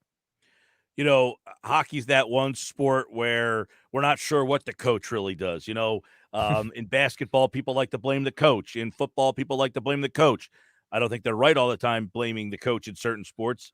But in hockey, I don't know that the general hockey fan has an idea of what the coach does on a night-to-night basis. So You mentioned they're not dumping and chasing as much. They're carrying in, but is it noticeable that things have changed to you with the coaching change? Certainly a little bit, and you have to expect that to some degree. It seemed like, I don't think there was any way they were going to win that game the night after Elaine Vigneault was fired, and you're going to go play a team like the Colorado Avalanche. But they did score 5 goals in that game, which was something different. It was at least more competitive than I think we expected. I mean, I think everybody kind of thought a repeat of the Tampa game the night before was on its way, maybe another 7-1 type loss or something like that. And they actually were involved in that game, even though it was 4-1 in the first period. They fought back. They stayed competitive. It seemed like they had a little bit of a fire under them. And then that totally disappointing effort against New Jersey last Wednesday where, it's like they didn't show up and they lose 3-0. And then since then you start to see as almost as if going on the road and having a little bit of time to reflect on it beyond the first couple of days, suddenly there was a turning of the page and that they move forward and they kind of start to pinpoint the areas that they need to improve on. Maybe a player's mindset changes a little bit by just finding a way to win a game. And I think that first win starts to build on that. You start to see some things that are working. You see that the little things that your new coach is pointing out, even though a lot of the things are going to remain relatively similar, he's not in here trying to change a whole lot from what he was just an assistant on a few weeks ago. But you're going to point out a couple little items here or there, maybe a little tendency that you don't like, positioning, things of that nature. And that little change could be enough to change the whole dynamic of the way the team plays. And maybe you get a few guys who start to take that energy and move forward and give you something as you play in these games. And especially when they have winnable games in front of them against these types of teams, you start to see that things work. And when things start to work, your confidence grows. And I think it just all kind of rolls into one there, that they're building towards something. They wanted to build confidence, and certainly a 6-1 win builds some confidence. All right. Give me your take on where the NHL is with the COVID situation now. I mean, you're getting games canceled, which it's the first time all year they've had to do that. But it seems like most sports, the numbers are going up. Yeah, and so at this point, this is relatively breaking news. Just came out a couple minutes ago. They are enhancing COVID protocols for all teams across the league from now until at minimum January 7th, which is not to say that there's anything crazy significant here. It's kind of more of reverting back to some things we know from last season, which would be limiting your travel outside of the hotels or the training facilities and things like that. So probably no more restaurants for the players for the time being, testing on a daily basis, as opposed to, I think that vaccinated players are getting tested every 3 days. So you're seeing more frequent testing. You're also going to see, players are going to be masked up a lot more often now, probably. And you're going to see them avoid, the only time they're not going to get tested on a daily basis is if they have a complete off day. But the idea is to stay home and stay as out of the element of the public as possible at this point, to try to just put a stop to this as best you can for right now. Obviously, there's no sign of it slowing down. Just the amount of games that have been canceled and postponed. There's been 5 of them over the last 2 days alone. And the number of players going into this protocol has gone from, I believe when I talked to Josh last night, we were up to something like 23 in the last 36 hours. Well, in the time since Morgan Frost entered the protocol for the Flyers, he's the only one so far. And Mike Yeo did say that the entire team was retested this morning. And to his knowledge at the time, he was not informed of any new positives or new players entering protocol. So to my knowledge, the team was leaving for Montreal at 2:00 this afternoon. And I believe that everybody who could be on that flight that was able to go went. So aside from Morgan Frost, everybody who was going to play in that game did go. And that's good news for the Flyers. But certainly there are other teams that are not so fortunate right now, whether it be Calgary with 16 players in protocol at the moment. Nashville put 6 in protocol this morning.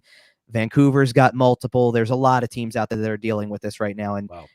Certainly, at this point, the 2 things that come into question, the Olympics, because there's a lot of players that want to go, and it's going to probably be a personal choice of theirs whether they want to go and run the risk of being possibly stuck in China quarantining for five weeks if they really want to try to win a gold medal, or do you run the risk of your team missing out on you for a while? You go to the Olympics, end up getting COVID in China. You're now stuck in China by yourself, essentially. Yeah, and the risk becomes at that point, we obviously sometimes we don't see it this way as sports fans, but these players are human too. Do they want to be separated from loved ones and family members for that length of time? There's going to be a lot of players that reconsider because of that. And then that gap also, what do you do with all these games that have been postponed now? Do you try to fit them into that gap that was built into this schedule and making it up? So it's a lot of complications at the moment. Have they changed? You guys still do all your stuff post game Zoom? Are you allowed in the locker room? Is there, like, does the coach sit in like that room? I don't know, the meeting room in the back. Like, has your access changed at all? So from last season, yes. So we are now doing everything in that media room. So the coach comes in, a handful of players come in, but it is in person at least, which certainly it was something that was pleasant on my end, obviously, because doing it through a computer screen after a while just becomes tiring. To actually look at somebody and talk to them is much more appropriate. And it's not the locker room, and you don't kind of see the interaction per se, but you do get a little bit of it, and you certainly get to see the players in person. I'm curious if that is something that's up for discussion right now, to be honest, because Yeah. obviously when protocols were where they were last season, that included nobody getting around the player. So is that the case now? Or we're already distanced enough from them, we're already masked, so I don't know if there's anything further that's needed. And certainly the team, I was not at practice today, but the team did have practice and has the media availability on Zoom for those who don't attend, and they held the media availability as normal. So the media was in the room, the players went up to the microphone, the players were not wearing a mask at the microphone. It seemed like normal for now, but we'll see now that this is being done if anything changes with that moving forward, because it's certainly possible. At Kevin_Durso on Twitter for all your Flyers news and insight. The Flyers are back in action on Thursday night as they try to make it 4 in a row. They lost, 10 in a row. Now they're trying to make it 4 in a row. They'll play Pittsburgh. It all happened when that dog went to the bathroom on the center ice. Yeah, as I told Josh, the literal dump and chase on the ice. They're 3-0 since the dog went due on the center ice logo. All right, Durso, we'll see you soon, man. Thanks, Mike. Appreciate it. All right, Flyers and Penguins. That's Thursday night. And, of course, the Flyers looking to make it 4 straight here after losing 10 straight. The one year they lost 10 in a row and won 10 in a row all in the same season. They were the only team to ever lose 10 and win 10 in the same year. Sports Bash brought to you by East Coast Roofing, Siding, Windows. Serving all of South Jersey. You call, they'll show up online, eastcoastroofing.com. All right, when we come back, I got text messages, 609-403-0973. I got messages through the free mobile app. You can download the app in the Apple Store, Google Play, messages through the phone on your app. And if you're watching the show live video, I got plenty of comments in the comments section over there as well. Leave your comment. I'll address them. From now to the end of the hour, I will clean out all my texts, all the free mobile app messages, and as many messages on the video stream that I can get to. Sports Bash live Wednesday, 97.3 ESPN.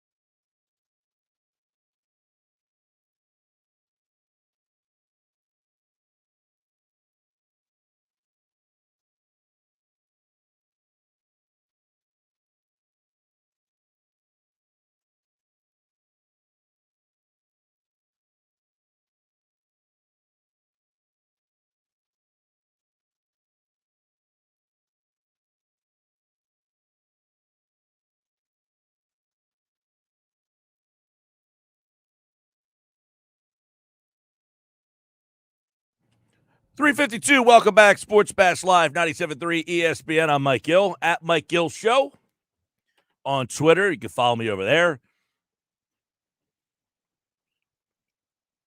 Football at 4 is on the way. Eagles injury news up on our website, 97.3ESPN.com. Interesting stuff on Jalen Hurts. We'll have Moshe break it down for us in 8 minutes from now. All right, let me rip through a bunch of these text messages as fast as I can, and I want to get everybody out there. This one says, put Curry on the Sixers, and the Sixers win the next 4 years. Well, that's not brain surgery. I mean, one of the things that Curry, people forget, one of the reasons he had those monster seasons is because he was playing next to Durant. That guy's pretty good. You put Curry and Embiid together, the other Curry, look how good this Curry is with Embiid. Imagine what his brother would be like if you put him on the team. So, yeah, you put Curry on the Sixers, they'd be dominant. What else we got here? Trade Ben Simmons for Jimmy Butler. I don't think the Heat make that move. And I'm just kind of joking because, of course, they're not making that move. Butler's not playing tonight, though, by the way. Neither is somebody else is out for the Heat tonight. What else we got over here? Let me go to the video. Would you take Ingram for Simmons? That's from Brian J. Cisneros. He's watching on YouTube. Would I take Ingram for Simmons? That's a tough one. I like Ingram, too. And Ingram can shoot the ball. Just doesn't do much of anything else. He's a lousy defender. So many guys in this league are lousy defenders, but Ingram's way up there on the list of lousy defenders. He does shoot it, man. But I'll tell you what, for whatever reason, Ingram's a losing player. He's done nothing but lose. Nothing but lose.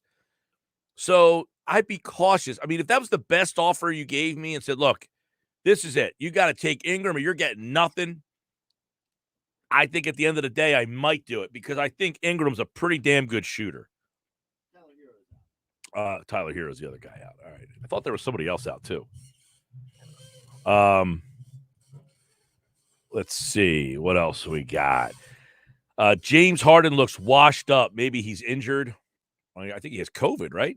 Isn't Harden out on COVID protocols?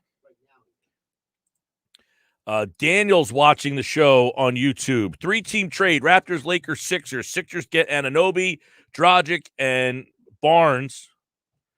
I don't think the Raptors are willing to give Barnes up right now. Lakers get Simmons and Danny Green, and the Raptors get Russell Westbrook and Jaden Springer from the Sixers. There's a lot to unpack on that one. I have no problem trading Springer. He doesn't do anything for me. Barnes, I think, would be, I don't want to say untouchable, but he's getting close. I mean, he's had a pretty damn good run recently. I like, Daniel, that you're thinking outside the box. I'll say that. That's not a bad one. Mike, if I'm the Sixers, I would move Tobias for Wall and figure out another move to bring in Sabonis to play the 4. That one we'll have to get into next hour. Football at 4 is coming up next.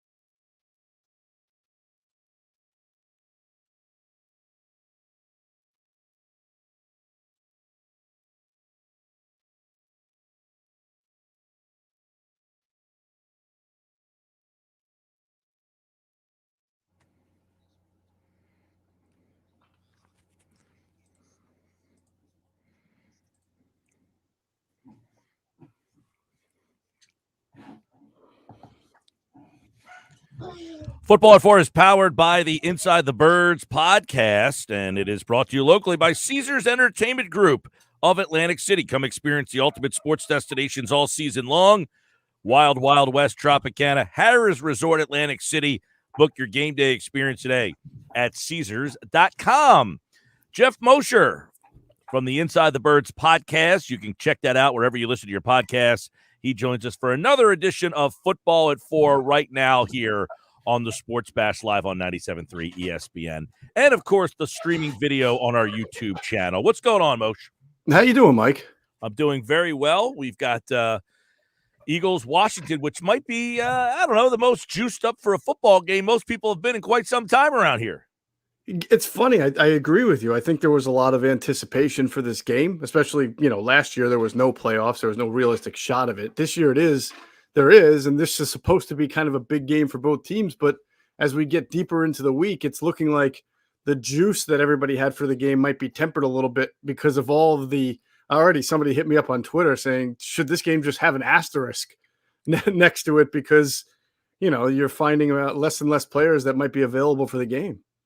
Yeah, there's a lot on the Washington side, obviously. Let's take a look at the Eagles side of things. We got a lot of limited participants coming out of the bye week. Let's start with Jalen Hurts.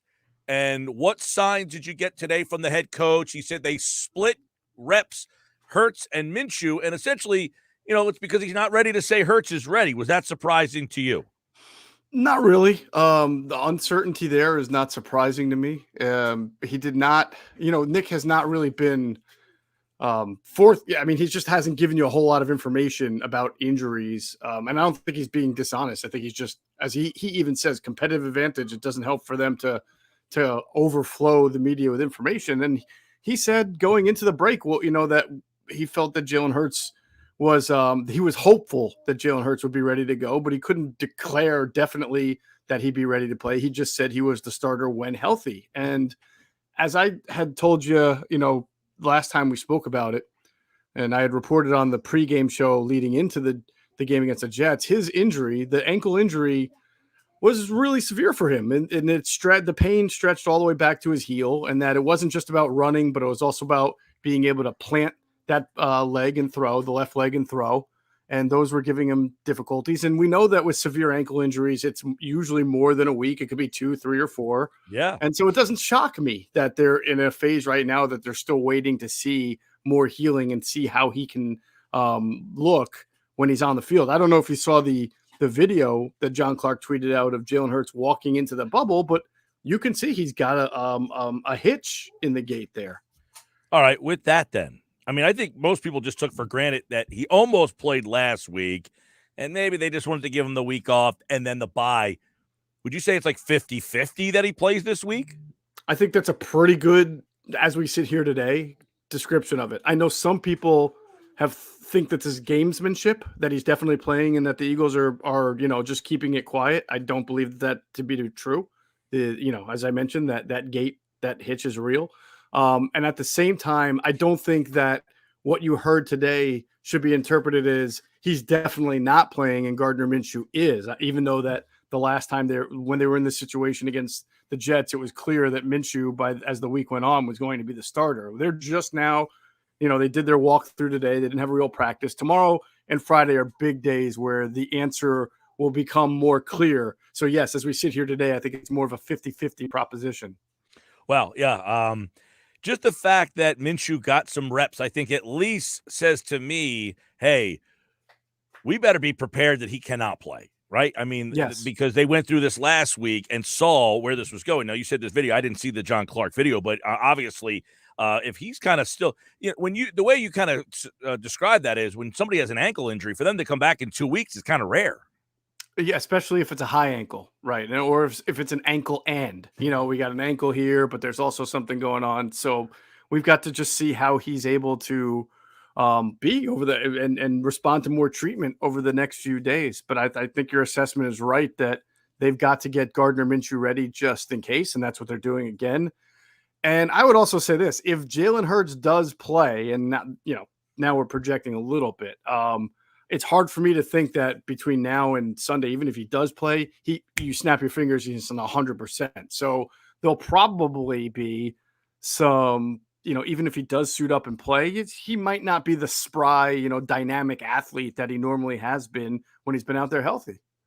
All right, Jeff Mosher, let's look at a couple other injuries because the injury report's kind of long today. Two of them that are kind of important. Let's go to the running backs. And Jordan Howard, who's missed 2 games with a knee. Miles Sanders, who, look, he got hurt in the Jets game, and he grabbed that ankle, and that thing looked like, the way that he grabbed it, it seemed that something bothered him immediately. Yeah. So Howard, Sanders, Sirianni said they're both trending upwards. He also said that about Hurts, but that doesn't necessarily mean trending upwards means you're going to play.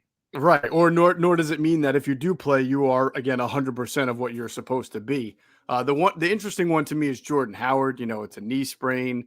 It's been 2 weeks already, and then the bye week. So he has had several weeks. The fact that he's a limited participant, as far as that would be if they really did practice today, that would be their estimation. He still wouldn't have been full and ready to go, suggests that it's not a given he's going to be able to play. Again, it's trending upward. The arrow's there. So we'll see in the next day or two if the response is better, if he's more than limited. But you would have liked to have seen him. There's 2 things you would have liked to have heard from Nick Sirianni today that you didn't hear. One, that Howard's ready to go and he's fine.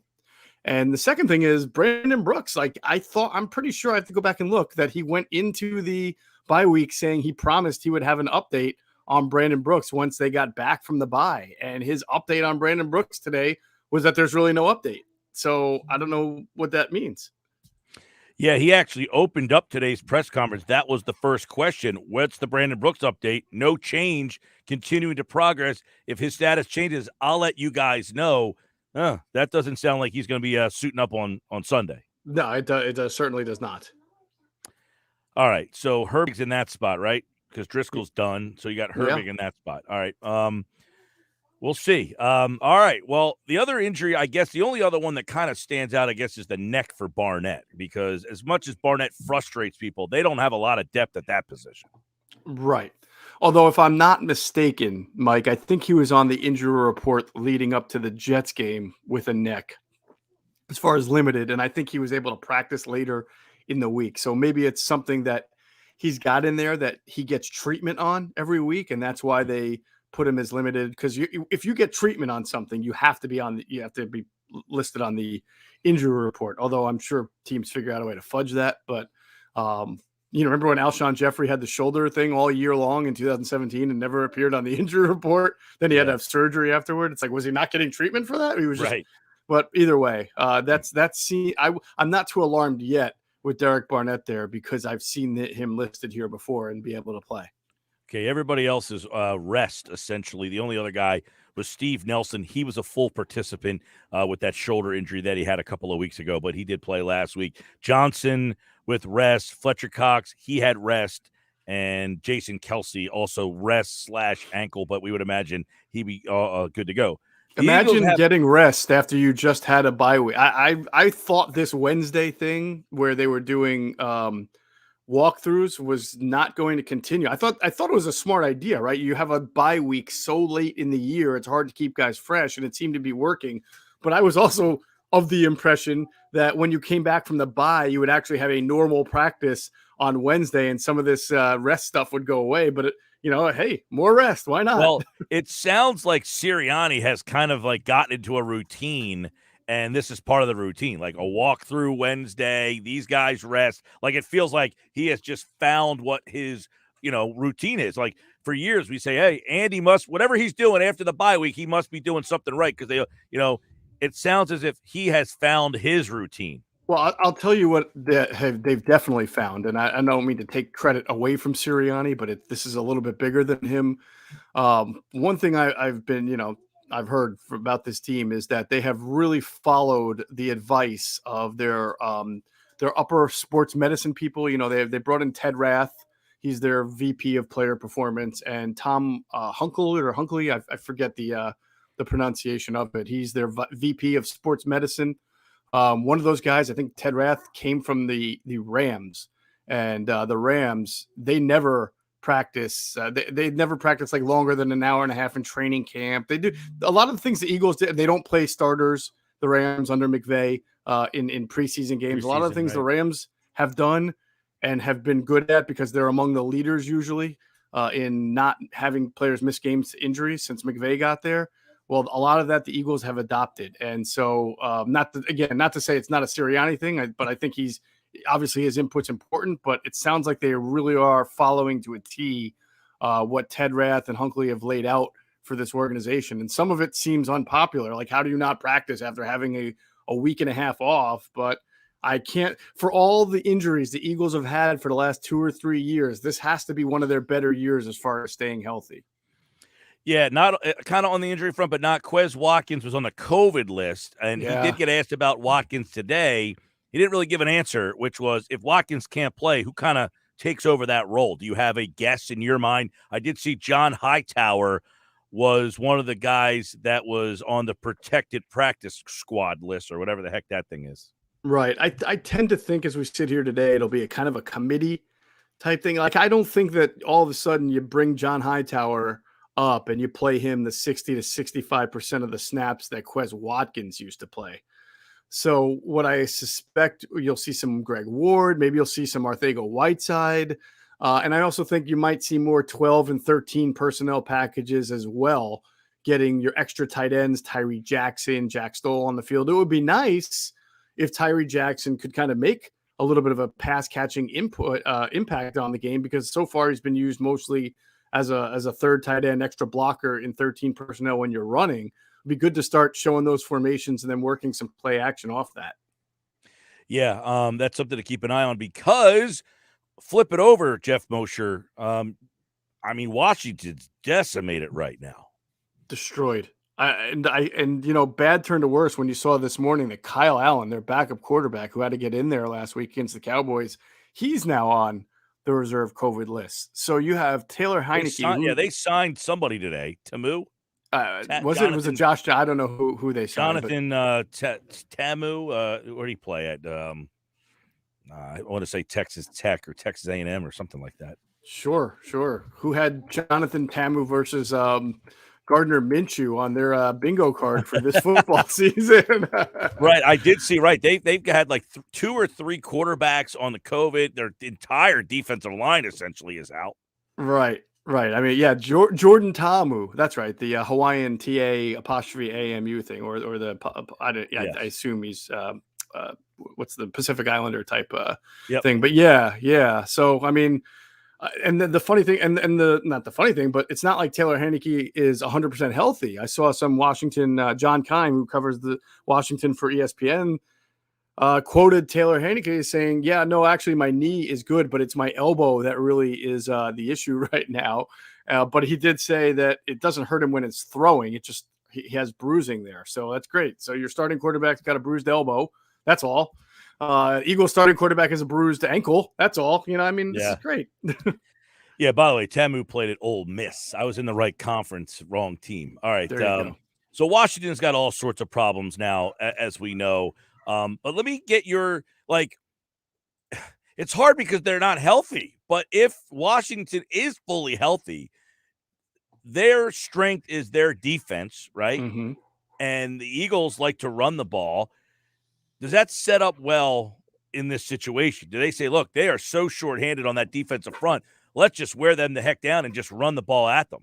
Yeah, I mean, I think that was going to be the game plan anyway. But I think now you're really thinking about hardcore running attack, and one of your goals is not just to get good yards and do that, but also to wear down a defensive front that will not be very deep or talented if a lot of those guys are out. So run those stretch zones, have them running side to side. I mean, just get them tired. And in fact, Mike, maybe even add a little no huddle in there to make them have to kind of line up quickly and not be able to substitute and keep those tired guys on the field. Yeah. By the way, Field Yates just tweeted this out, that the Washington football team has up to 18 players on the COVID list right now. I mean, you almost wonder how they field a full team. Yeah, and I mean, we're only today is Wednesday. It sounds like the NFL is Cleveland's going to have to play their game on Saturday. Yeah, they've got a bunch of guys. I just wonder if there's going to be a tipping point in the next 24 hours where the NFL says, all right, we can't have this product. They wanted the reason why they put all the vaccine protocols in is to avoid these situations. They didn't want to have a game like last year where the Broncos had to start a practice. Kendall Hilton, the practice squad wide receiver at quarterback, just to make it through a game. And they felt that, all the protocols they put in place were going to help avoid that. And we'll see. I mean, obviously it's not a great thing this week. You got a lot of guys who are going to be out. No, it's quite frankly, and they said, look, they're not postponing games. They would they would basically make you forfeit, right? I guess. And what if you have a situation where two teams are playing each other and they're both reduced to third stringers? I mean, how do you penalize one team over the other? But luckily, you brought up I think on Monday that look, the Eagles traveled and they're coming back. Mm-hmm. They seem like they've kind of made it clear of not having problem. I mean, Watkins is the only guy, right? Watkins and, of course, the practice squad running back, Jason Huntley. But, yeah, after that, those are the only guys right now and that they know of. And I think the Eagles are doing a good thing by being precautionary, even though they only have two. And I don't know if you heard, they move their rooms around a little bit. They're doing more team stuff in the bubble where they can be spaced out. They're all going to be wearing masks regardless. So they're trying to avoid the outbreaks that other teams have got, but you know how it is. I mean, it doesn't mean that it's not foolproof, Well, they say football in general is a battle of attrition. I mean, this is really adding to the list of things that you don't know who's going to be healthy from week to week health wise, and then you throw this into the mix that you don't even know who's going to be able to be eligible to be played. Like that's the interest. Like the odd part about this is like years ago, the guy was just sick and he was healthy enough to put it this way: if he was ill. Mm-hmm. But he said, look, I don't care that I'm sick. I'm just going to try to play. You couldn't tell the guy that he couldn't play. But now you can't even show up. Yeah, you got the sniffles. You're not even fine. Yeah. You can feel fine and say, I want to try to give it a go. And they're telling you, no, you just cannot even come to the building. Like, it's a whole level of difference here. Yeah, no, it really is. It's a straight. And listen, this is kind of the first week of it. Who knows what we're going to be talking about next week or the week after. And these are obviously huge games for everybody involved. So you just hope that the league is able to keep this thing under better control than we've seen this week. Yeah. I just want to flip real quick to get your thoughts. I know Heineke's hurt. Allen, he's in COVID, but they do want to run the ball. Like that's something that the Washington football team has done in their win streak. They ran the ball a lot. How does that set up for Philly? Yeah, I mean, I think this game is going to look like a preseason game, honestly. Not just because of the second and third stringers that are going to be out there, but I think both teams are going to look to try to limit possessions, keep the ball on the ground, protect their deficiencies. I mean, the Eagles have been doing that anyway. You're right, Washington, the same. Now Taylor Heineke's beat up a little bit. So that to me is it favors the Eagles. They have the healthier and way better offensive line and good, stable running backs as long as two of those four guys can play, and they're at home. So I do think that will favor the Eagles. Okay. What does a win in this game mean for how important is the win for the team that wins this game? What does that do for the playoff possibility? Well, I mean, it all depends on what other teams that are also 6 and 7, of which there are many, do over the weekend, right? I mean, obviously, if the Eagles win, they put themselves in a good position where, then you got the Giants coming up and they're really struggling. And if the Eagles can beat them and have those 2 straight wins, you'd feel better. Yeah, I think you just feel better about, you could even maybe lose that second game against Washington. But if you win the first game and beat the Giants and the Washington game is your slip up, yep, then you might feel better as opposed to just losing this game and then having to face the Giants and Washington back to back there and hoping that you win both. Right. I think it's important. Like if you can't beat this Washington team, I mean, I know the Eagles got their own injuries, but if all these guys don't play for Washington and you lose this game, how confident are you going to be that you can beat them the second time around when maybe they're better? Right. But I think the point you make is a good one, is that there's 4 games. We talked about this yesterday, Moshe. There's 5 teams, 6 and 7. Mm-hmm. We looked at all their schedules, and it's far-fetched to assume that any of them is going to go 3-1. So the one team that can figure out a way to get to 3-1, I think that's the team that gets in, because that gets you that 3 wins gets you to 9. Right. That's what every 6 and 7 team is thinking right now. If we can just be that team that gets the 3 wins, But and I agree. winning this game, it allows you to have that slip up down the road as opposed to needing to basically win the 3 straight. Right. I mean, think about it also. If the Eagles lose this game, I mean, you're 0-3 in the division. Yeah, the You tiebreakers lose, are up. right. You lose to the Giants and Washington. All right, with a Jets win sandwich in there. I mean, the Jets aren't a real team. We know that. I mean, I just think from you look at yourself in the mirror standpoint, if you lose this game and you just think, you know what, we're just not that good. We're really not. I mean, we know that we're not that good, but we're really sure we're not that good. All right, Sunday, big game. The winner, I think if Philly wins, depends on what Minnesota does, because Minnesota has a tiebreaker over Philly from some wonky strength of victory or some common opponent thing or something to that effect. But Right. if Philly beats Washington, they would leapfrog over Washington, and depending on what happens with Minnesota. And it's a big one. The Philly, did you know, Jeff Mosher, that since Jeff Lurie bought the team, he has beaten the Washington football team more than any other team in the division? I did not know that. I did not. I was surprised. Doesn't surprise me. But it doesn't, because I feel like they've just kicked the crap out of the Giants forever, and that the Washington football team has always been like that pain in the ass. The Giants and Eagles have had some epic battles. The Cowboys more recently in the last 5 or 6 years, as opposed to the start of the Andy Reid era, have had some good battles. But I always feel like the Eagles are constantly playing Washington later in the year and beating on they had Josh Johnson one year, they had Mark Sanchez one year. I mean, I feel like the Washington the second half of the year is always a fading team, almost, except for last year. Yeah, but I feel like they always are the team that you feel like, hey, we still play Washington, and they kicked your butt to get Kelly fired on a Saturday. They had another game somewhere recently where they beat you on a Saturday. I don't know. I feel like just that they randomly like get in the way sometimes. I hear you. By the way, I got my eye on that. That Falcons 49ers game is really fascinating from an Eagles standpoint, especially if the Falcons win and the Eagles lose, because then the Falcons go ahead of the Eagles by a game, so that the tiebreaker doesn't really come into play there because they're already a game ahead of you. And then the 49ers would drop to 7-7, which would put them ahead of the Eagles if the Eagles lose. But even if the Eagles win 7-7, that's where the 49ers have the tiebreaker. So that game is very interesting to me. We actually we'll have the Eagles game on, and then when the Eagles game is done, we'll take you to San Fran and Atlanta, because that game, you're right, is big, because if Philly wins, they get to 7-7. Now, San Francisco, if they win, they get to 8-6. Right.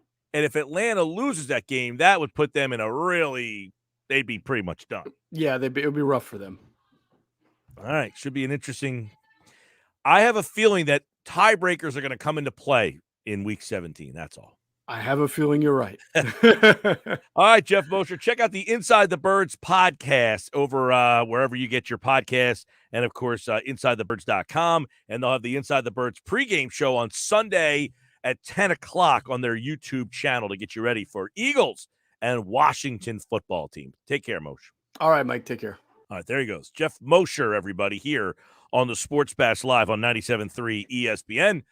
I'm Mike Gill, and don't forget, you can hang out with us on Friday. We will be live at FanDuel Sportsbook over at Bally's, Atlantic City. Stop on out and see us. Make your bets for the weekend. Come say hello. We'll be there from 2 to 6 this Friday. The Sports Bash, 97.3 ESPN. All right, when we come back, it's the NFL Fine 5, Ugly 5, my 5 best, 5 worst teams in the league after 14 weeks of play. This is the Sports Bash on 97.3 ESPN.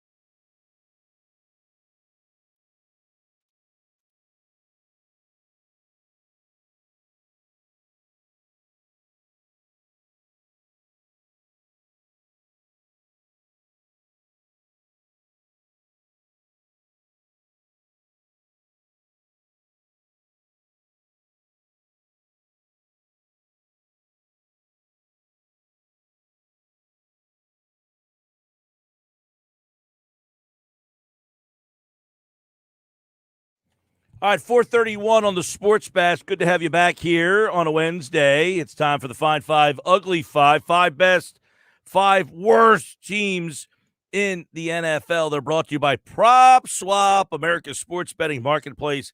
Sell your sports bets and take your profit. Find out how at PropSwap.com. Download the Prop Swap app today. All right, 5 best, 5 worst teams. It's the Fine 5, Ugly 5. Josh Henning is my producer. We'll take a look at my 5 best, 5 worst. Now, the 5 worst teams, I do have a new team in the worst category. Ooh. And this is the second week in a row that I've got a new team in the Ugly 5. Consider me intrigued. All right, and on the other side, I do have a tiny shakeup. I have the 5 teams that are the same. I do have a tiny shakeup, though, on that side of things. All right. All right. Interesting. So let's take a look at the Ugly 5. These are the 5 worst teams in the NFL right now. All right. Number 5. Let's see. Number 5. It's the New York Giants. They replaced the Bears. Now you would say, well, what did the Bears do wrong? They lost 2. You know what? They gave me an entertaining game on Monday Night Football.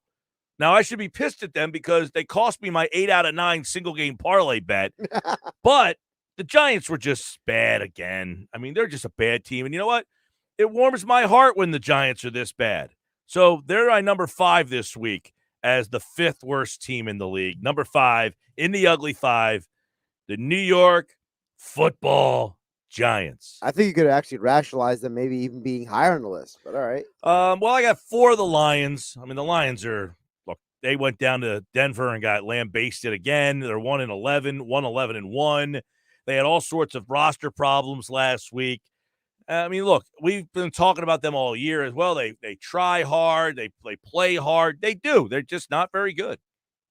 They're not good, and I think that the team is in a serious point of flux right now. Well, they're right now on pace for the number 1 overall pick. So they got that going for them, which I guess is nice. Do you feel better about the Giants having a number 1 overall pick, knowing how often they fail in the draft? The Lions, you mean? Oh, the Lions. You said the Giants. I thought you said the Giants were in line. No, the Lions are in line for the number 1 pick. The Giants have 4 wins. They're not getting the number 1 pick. That's why the Lions have 1. Gotcha. Here's the problem. You could get a defensive end. That's not changing your franchise. No. You know, so, okay, great. You're taking a defensive end with the number 1 overall pick. That's not, you could take J.J. Watt in his prime. That's not making the Lions any better. Certainly didn't win the Texans a Super Bowls. No, and if I'm a GM and I have the number 1 pick and I can't get a quarterback, I'm trading down that spot to a team that needs a defensive end to help them. Because I don't need a defensive end if I'm the Detroit Lions. I need way more than that. That's true. Jets, number 3 in my Ugly 5. They got bombed last week again. Their quarterback was, 19 of 42, something to that extent. He was terrible. The Zach Wilson thing, of all the guys in this draft class, he was the guy I liked the least, and he's not proving me wrong. The biggest problem right now with Zach Wilson is that he's on a team that does him no favors and leans on him to save them when he's incapable of doing so. Well, he's not proving – he has not really shown anything but minor flashes. He's got a good arm. He can move a little bit. I think he's scared out of his mind. I feel like Zach Wilson feels he doesn't belong. So basically, does every Jet now quarterback just see ghosts? Well, here's the problem. They've done a good job in the draft in certain spots, but the most important position they messed up on. Every time. And now that holds you back. They do it every time, Mike. Well, Joe Douglas is a football guy. I don't know how he got it wrong. Football guy. He got it wrong. Joe Football Douglas. guy. Texans are number 2. Look, they lost last week. They were my worst team the week before, but Jacksonville's number 1 this week. This whole Urban Meyer story, I mean, they got a cluster bleep going on down there. I mean, he's calling out coaches. You're going to get fired if you're the source. Then he denies it. They got the number 1 pick. They took a quarterback, and it's not working out for them right now. What's worse? The denial of calling the coaches losers, or him then following up saying that the source was going to get fired? I don't know. I mean, this whole thing, like, is he essentially saying Did he say that my coaching staff is filled with losers? Well, the report was that he was calling people losers, and he says, I would never do that. Then he turns around and rips whoever called, I heard that, but I'm saying that was the report that he told the coaches to them, like, hey, you guys are losers. Like, what have Yes, you guys ever that done? was part of the That's report. what I thought. Yeah, part of the report was that he was Jeez. calling people losers to their face. Now, Trevor Lawrence said today that the drama around the team needs to stop in order for them to have success in the future. Thanks, Captain Thanks Obvious. a lot. Right? I mean, here's the problem. Trevor Lawrence doesn't look like a guy who cares whether he wins or loses half the time. It's funny you say that because he actually said that in an interview before the draft. He did say that, right? So your assessment is not inaccurate at all. Yeah, I don't know. I mean, to me, all the drama that's around that team, I have them as my worst team this week in my ugly five. Very fair. All right, fine five. Here we go. 5 best teams in the league. Number 5, Arizona. Now, they lost this week. I had them at 4 last week. I bumped them down to 5. Problem is, there's really not a team to jump them right now. I guess Dallas would be next. Maybe the Chargers. I mean, who looked worse this weekend? Was it the Cardinals or the Cowboys? Cowboys won. They didn't look very well on offense, though. No, but their defense basically won them the game. I could go Rams here. I mean, they just beat the Cardinals, but I don't love them either. I'm going to give the Cardinals the benefit of the doubt. I moved them from 4 to 5. There's really not another team. Again, like I said, it's either Dallas, LA, or LA Chargers. Right. You're kind of running out of teams at this point. Well, everybody else is just in this mediocre mess of teams. 100%. Number 4 is Kansas City. It's the best they've looked all year was Sunday. I mean, they kicked the crap out of Oakland. The dumbest LA, thing I've seen Vegas, whatever the hell they're called. The dumbest thing I've seen this entire season.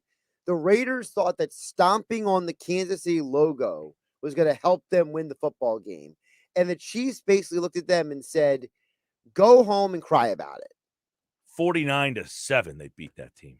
I mean, they just smashed their face. Go home and cry about it. That's what you think they said? Yeah. Go home and cry about it. Okay. Because it was in Kansas City, so you have to go home now. Cry me a river on the plain. Number 3, New England. New England is just, I mean, they're not flashy. They're just taking care of business. Like Office Depot? It just shows you the lack of depth in terms of the top-end talent in this league right now. How everybody's, like, I don't look at the Patriots and say, wow, you just can't beat that team. I just think they're a really well-coached team that has average talent. The Patriots are the team right now that I would say nobody wants to face. But I'm not afraid of them. You're not afraid of them, but you don't want to deal with them. Yeah. What else we got? Number 2, Green Bay. I was disappointed with their defense. They gave up 30 to Chicago, but they conversely scored 45. You're going to have off weeks defensively. I get it. I'm not holding it against you. But the 45 they put up against the Bears, who, if the Bears are known for anything, it's that they have a half decent defense. Right. And you threw 45 up against them. So Green Bay's number 2. And Tampa's number 1. Gotta be. Brady. Yeah, and they kind of let that game slip a little bit too the other day, but yeah, but they held on. In the end, they win. It's gonna be interesting to see what they do with Antonio Brown. Your boy Brashard Perryman got that touchdown. Yeah. Perryman scored number 700 from Brady. Yeah. Brady's first touchdown pass to Perryman also happens to be number 700 in his career. Yeah. I'm interested to see what happens with Antonio Brown. There's been some talk that they might cut him. It's weird because there's a lot of mixed reports coming out of Tampa about what Antonio Brown's short and long-term future is. Like, maybe they let him come back this year, but they let him go for next year. It's very strange, unnecessary drama for them down there. So that's my Fine 5, Ugly 5. It's brought to you by PropSwap, America's sports betting marketplace. Sell your sports bets, take your profit, find out how, PropSwap.com. Let me tell you, if I was to prop swap a team right now, like somebody who has lower odds that could come out of the weeds because there's not a lot of great teams. It might be the Chargers. I don't know what the Chargers' odds are to win, but they would be like my 6th or 7th team right now. So if you can get the Chargers on props, or if you can get the Chargers, see what their odds are, and then prop swap that ticket. Because if the Chargers beat Kansas City tomorrow night, but you want to buy that ticket today before they would win that game against the Chargers. Can we find the Chargers odds real fast? What are the Chargers odds to win the Super Bowl right now? Because that would be very intriguing to see what you can get those guys at right now. My guess would be, I don't know, they're probably like plus 2,000. You buy that ticket today, though. You got to get it today. 2,200. 2,200. I said 2,000. You were right there. Right there. So plus 2,200. You buy that ticket now, plus 2,200. If they beat the Chiefs on Thursday night, you could post that ticket at PropSwap, and you'll get some some money on the Charger side, because that thing will drop from 2,200. You'll probably get dropped down to like 1,200 if they win that game. Your current favorite is Tampa at plus 500. So Tampa's plus 500. Who's next? Green Bay? Kansas City plus 550. Wow. Okay. Green Bay is 650. All right. Then? Patriots 750. All right. Cardinals plus 1,000. Plus 1,000. Give me another. Rams are also 1,100. Okay. Cowboys are 1,300. Bills are 1,400. And then Tennessee at 1,600, right before the Chargers. See, I like the chart. Plus 2,200 Chargers. I'd buy that ticket, and then I posted a prop swap. I mean, if they beat the Chiefs tomorrow, they're going to go from 2,200 to 1,200. All right. Hey, when we come back, today is the National Letter of Intent Day. High school players are signing. But maybe the biggest upset signing ever occurred today. I'll give you the details coming up next here on the Sports Bash Live on 97.3 ESPN and the free mobile app.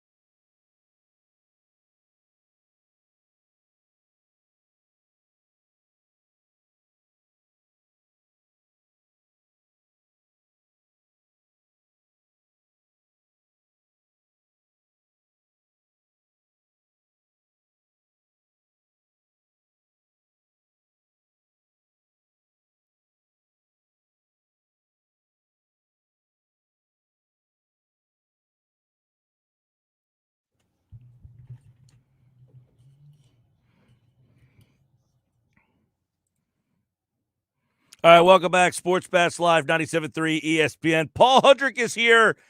So is Ben Simmons. He is not traded.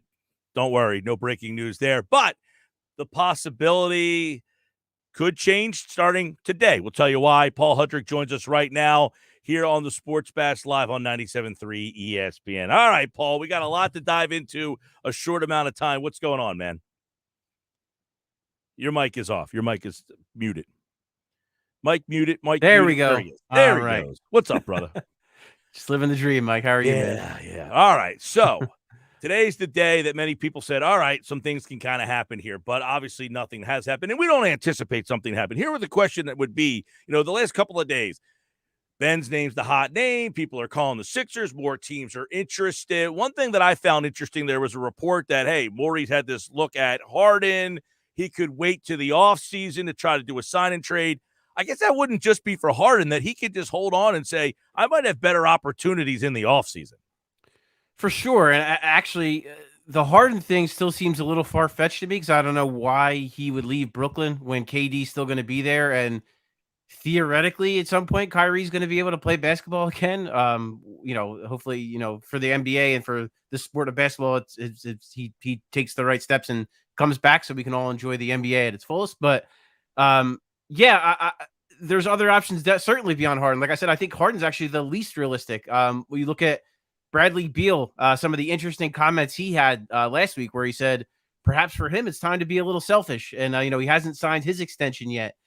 You look at Boston's situation and Jaylen Brown. I mean, there's a little bit of smoke there. So, who knows? It doesn't look like they're in a hurry to blow things up, but they are not in a great place right now. They're not playing that. They beat the Bucks the other night, but they're not playing great basketball. There's been some infighting apparently. So, who knows how that situation is going to go? And perhaps a guy like a Jaylen Brown becomes available down the road. So certainly the options to kind of get that bigger fish are likely to be in the offseason. So that's, I would say Sixers fans should brace themselves for that being a possibility. Perhaps they wait it out depending on where they are, Mike. Like if we get to the trade deadline and they're like on the heels of the Nets, then I think Daryl Morey owes it to the team that's playing right now to act. Now, if we get to the trade deadline and Embiid still hasn't played a lot of games, Tobias Harris still hasn't gotten right, and they're kind of hovering around 5-6, then maybe the best option is to hold out. So I think it's going to depend a lot on what happens with the team, and then also, again, what happens with the other teams and who becomes available. Yeah, I thought Jake Fisher over at Bleacher Report had an interesting comment on a podcast. He said they don't have to move Ben just to move him and not waste a year of Embiid's prime. They really believe that if they move Simmons for anything less than they value him, they're sacrificing multiple years of Embiid's prime for not maximizing Simmons as a trade asset. Many people are saying, look, you're wasting a year of Embiid. You can't do that. He's suggesting the mindset is we might be wasting this year. Maybe we are, maybe we aren't. But we don't want to waste 3 or 4 years by making the wrong trade. Jake's a smart guy. I completely agree with that because like the one name that's been popular, and I saw, a certain writer in our area who I respect an awful lot, but he really pushed for the idea of CJ McCollum. And I have to be honest with you. I think that would be a bad trade for a multitude of reasons. One of them being, if you make that trade right now, Mike, basically, if the Sixers are healthy right now, they get Joel Embiid back. Tobias Harris it approximates what he did last year. Maxey elevates. If you bring CJ McCollum into that mix, how much better are they? Are they an Eastern Conference Finals team? I don't think they are. I really don't. And then on top of that, you go into the offseason, you get 2 more years of McCollum. So then you have McCollum and you have Tobias Harris, who, with all due respect to both players, who I respect an awful lot and who I think are good players, there are 2 players that are on max deals that are not max players. So now you have 2 players that are taking up max spots for the next couple of years. So yeah, in essence, you're marginally improving the team this year, but then you are probably hurting the team for the next 2 years because Embiid's prime will still be happening. I tend to agree with Jake's sentiment. I think if you can't do a deal that helps you now, but also doesn't hinder you in the future, you don't make it. I think that's a totally fair sentiment. I do, from the people I've talked to and from my understanding of the way the Sixers are thinking, yeah, they're not going to just trade him. Yeah. That's still not going. That's Well- been the case since, he requested a trade all the way back, in June till now. That stance has not changed. They are not going to trade him just for the sake of trading him. They're only going to do it if it improves their chances of becoming a championship team. Yeah. Look, they're not in an envious spot here, but I would say that Morey has now flipped it. Before today, teams they lowball you. You got a guy that doesn't want to be there. We'll give you this. I'm not interested. Well, now those teams have had 30-plus games to look at themselves in the mirror, and they're like, I don't like my roster all that much. Now I got to call you back, and he's saying, see, you don't like your team so much. You still don't have something you want to give me. I'll keep holding until your team continues to look uglier and uglier to you. I think that's where he's at if he makes a trade in this year. He might not get that move, but he might say in the offseason, you just watched your team for a full year underachieve. I got this guy, and if you want him, you're going to have to give me more. So I think he's put himself back into a good spot. For sure. And I think that's why, at the beginning of when I think the formal trade request became public in like August, that's the worst possible time to do a trade because everyone loves their team. Even to start the year, Mike, a team like the Wizards, they played really well. They got off to a really good start. Guess what? They are coming back down to earth in a big way. So if that continues to go on and they start to fall out of the playoff picture, does Bradley Beal get a little antsy? It's very possible. To your point, a team like Sacramento, they thought they had a shot to make the playoffs. I mean, I think most sane people didn't, but they thought they did. Clearly, they are. I think they're like clinging to life for a possible play-in spot. You look at the Pelicans. Zion's probably not going to. I would be almost surprised if he plays a game this year. Yeah. They're dead last in the conference. Do they get antsy in one way or the other? So, I do think that Morey was smart in that he didn't make a move when everyone loved their team. He waited to see what happened around the league. He didn't give into the pressure that some people put on him. He didn't give into the fan pressure, the pressure of some of the media. He said, you know what? I'm going to wait. And I think that has proven to be a smart strategy so far. And, it could be that we look back on this and ultimately the trade is bad or doesn't work out or whatever. But I don't think you can disagree with his idea of wanting to hold out for something better. All right. Paul Hudrick has a much better beard game than I do right now, but I'm getting there, man. I hope to catch you soon. At Paul Hudrick on Twitter. Sixers tonight, they take on the Heat. Looks like no Niang. He's going to miss tonight. A couple of COVID situations for the Sixers. Who else? Korkmaz is out with a non-COVID illness. So Sixers Heat tonight here on 97.3 ESPN. Tomorrow, they play the Nets. Paul will be back on Friday. I'll see you then, man. Sounds good, Mike. Take care. Paul Hudrick, like all guests here on the Sports Bash this hour, are brought to you by PropSwap, America's sports betting marketplace. Sell your sports bets, take your profit. Find out how. PropSwap.com. Download the PropSwap app today. I'm Mike Gill. This is the Sports Bash. I hope you'll be with us for the great 5 o'clock hour on a Wednesday. Joe Valerio's here. We'll talk football with a cup of Joe, former NFL offensive lineman, Penn grad, smart guy. Just because he went to Penn, it's always like smart guy, but he's a real smart guy. Always like talking football with Joe. And Jeff Kerr, CBS Sports, will look at the NFC race, the NFC East, and some of the other division races around football. By the way, the number one recruit in the country, he pulled out of Florida State and went to Jackson State to play for Deion Sanders. Wild.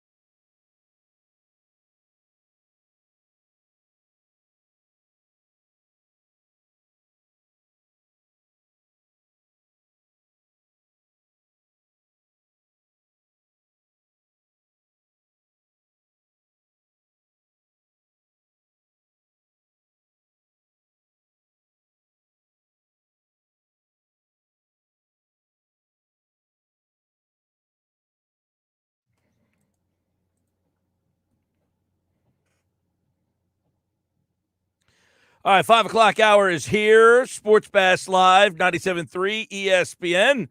I'm your host, Mike Gill. What's happening, everybody? Joe Valerio is back. We're going to talk a little NFL. Week 14 is in the books. It was a bye week for the Eagles, but what's it like to be on the bye? What are these guys doing during their bye week? Joe is here. We'll talk about that. We've got the AFC playoffs, wild. We've got the AFC division races, wild. We've got the wild card race, wild. And tomorrow night's game for his Chiefs is a big game. We'll have that for you live on 97.3 ESPN after the Sixers and the Nets. But Joe Valerio is back with us for another Cup of Joe. What's going on, Joe? Hey, Mike, how you doing? Well, I'm ready for some Eagles football. Bye weeks. What are players doing? Well, they're recharging, right? I mean, most coaches will give their players a few days to settle down with family for a little bit. I got to be honest. I don't know what this whole COVID times does. Usually we'd fly somewhere. I'd fly back to Philly from KC. It was an easy 2-hour flight, and I get to spend a weekend, with my family, catching up, watching some football, getting out, eating some good Italian home cooked meals. Not that there wasn't good Italian food in Kansas City, Mike, but I had to have some good home cooked Italian meals to rev me up for the rest of the season. And this is a crazy one with this. This is a late buy. I mean, this is really, it can be a blessing and a curse, right? Because if you have some momentum going, it can put a wrench in things. But if you're banged up, it really comes at a good time. I think for me personally, I think the Eagles would have benefited from one a little bit more in the middle of the season, because I don't think they're as banged up as other teams. They needed that. I think they had some momentum going. I hope it doesn't curtail that. All right. Well, they're banged up at one position, and today Nick Sirianni said he didn't really have a decision on Jalen Hurts. Hurts and Minshew split the reps. Joe, you've played. When a guy splits the reps at the starting position, is there a message there? Well, yeah, I think it's a message that it could go either way for that person, right? I mean, I was relatively close to a QB controversy in Kansas City when Rich Gannon went through some stuff with Elvis Grbac. If any of you are Philly fans, Elvis followed Grbac, that's a name, right? I followed Rich Gannon's career.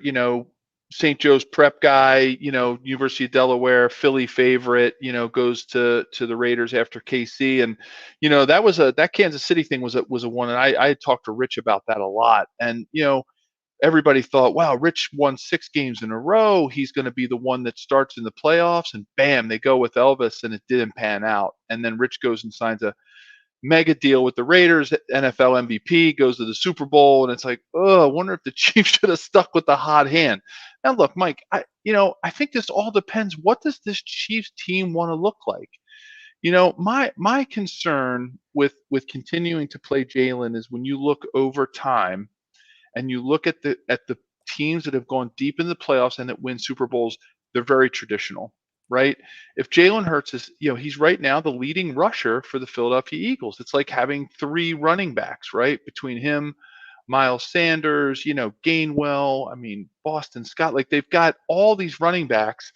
Is that the offense that they think can propel them to a deep run and build on? Or is it the traditional, hey, we've got a stable of running backs where we can really threaten a team with the running game, and when they start bringing 8 guys up into the box, then you've got a prototypical drop back passer that can pick you apart intermediate, mid-term, intermediate, short, and long-term passing game. That's what I think Gardner Minshew brings. It's a philosophy decision, a philosophical decision that the Eagles are going to have to make. No question. And this week is interesting, Joe, because you have the added situation that is happening with the Washington football team. Now, you never had to deal with COVID when you were playing, but they've essentially got their entire defensive line out. The quarterbacks are, they got a couple quarterbacks that are out. This COVID situation for Washington this week, one of their writers this week, he said something like, they might as well just forfeit the game. So it's almost as if Philly just has to keep it as simple as possible and just don't do anything crazy, make I don't want to say very vanilla, but just don't make mistakes in a game like this. Look, I love Jalen Hurts. I really do. I think the world of him. My wife and I have been following him since he was in college. We love his story. He's a great person. I just, I'm unfortunately, I'm more of a traditionalist when it comes to, the types of offenses I've seen be successful. And I think this is an opportunity for them to see if a traditional offense can win against Washington. They can build on that, right? Attack them with the run game until they stop it. And if they do, and they start bringing 8 up into the box, like I said, if they start, doing things that are putting a kink in the run game, then bam, you start extending the run game with short passes. You get the intermediate thing going. You get yourself with the running game into these 2nd and 6, 3rd and 4 type arrangements, and you can really see if Minshew could pick them apart with his arm. And then you build on that. And if Minshew comes out and flubs it, then bam, you got Jalen right there that can start, cranking up the offense and be a little more fast paced and be more of a threat with his legs and with his arm. That's what I would do. If it were me, look, I'm no head coach. I don't get paid to do that. If it were me, knowing what I know about teams I've seen, teams I've been on, I would want to go with something a little more traditional. And I think this is a good opportunity in this game to see if that works for the Eagles. Yeah, we're talking with Joe Valerio, former Kansas City Chief, Penn University grad, of course, played in the NFL, blocked for Joe Montana. There's so many things I'd like to discuss with this bye week here, just to kind of talk some football, one of which is Tom Brady is 44 years old, and he's likely going to be the MVP again. Now, I think it's so interesting. Like you just said, it's crazy. You played with Joe Montana when he was at the end of the line, right? Yeah, and he was, in his 30s, like Yeah, that. so, okay, you just made a great. So he's in his 30s, but was he talking at that time of like, man, I'm getting to the end, I'm old? Like, did he know that I'm done? Like, my play is slipping. Yeah, he absolutely did. And he came to Kansas City because he knew he still had some time left in that body of his, but things were starting to really come apart for him. His elbow, he had this knot on his elbow that, like, as an NFL player, you've seen some things on the field. And I used to have to turn away when I saw the knot on his elbow. Like, he was the first to admit that, he had pretty much lost the step. And, we used to have a saying in the locker room, it ends for everybody some sooner than others. And we were just so happy to have Joe there. It was an amazing experience for me personally, professionally, to play with somebody like that. But we knew, and he knew, and he was only 38. Different era, I think a little less protection on the quarterbacks back then. And maybe Tom caught that towards the tail end, more of the tail end of his career rather than at the beginning. It was still rough and tumble for QBs back when he started. But yeah, Mike, he knew. I mean, I used to watch guys and I saw in the AFC West, we had some great ones. John Elway, I got to see him at the end of his career. He couldn't make it as long as Tom Brady. You go back to the statuesque quarterbacks of my era, Dan Marino, right? Even Ron Jaws. I mean, Jaws finished his career in KC. And I got to know, Ron, and he was the same, type quarterback. It just, I'm amazed that he can continue to do it. I don't know how he does it. I know he spends a lot of dough on his body. I know he spends upwards of $1 million plus a year just to keep his body going, and he can afford it.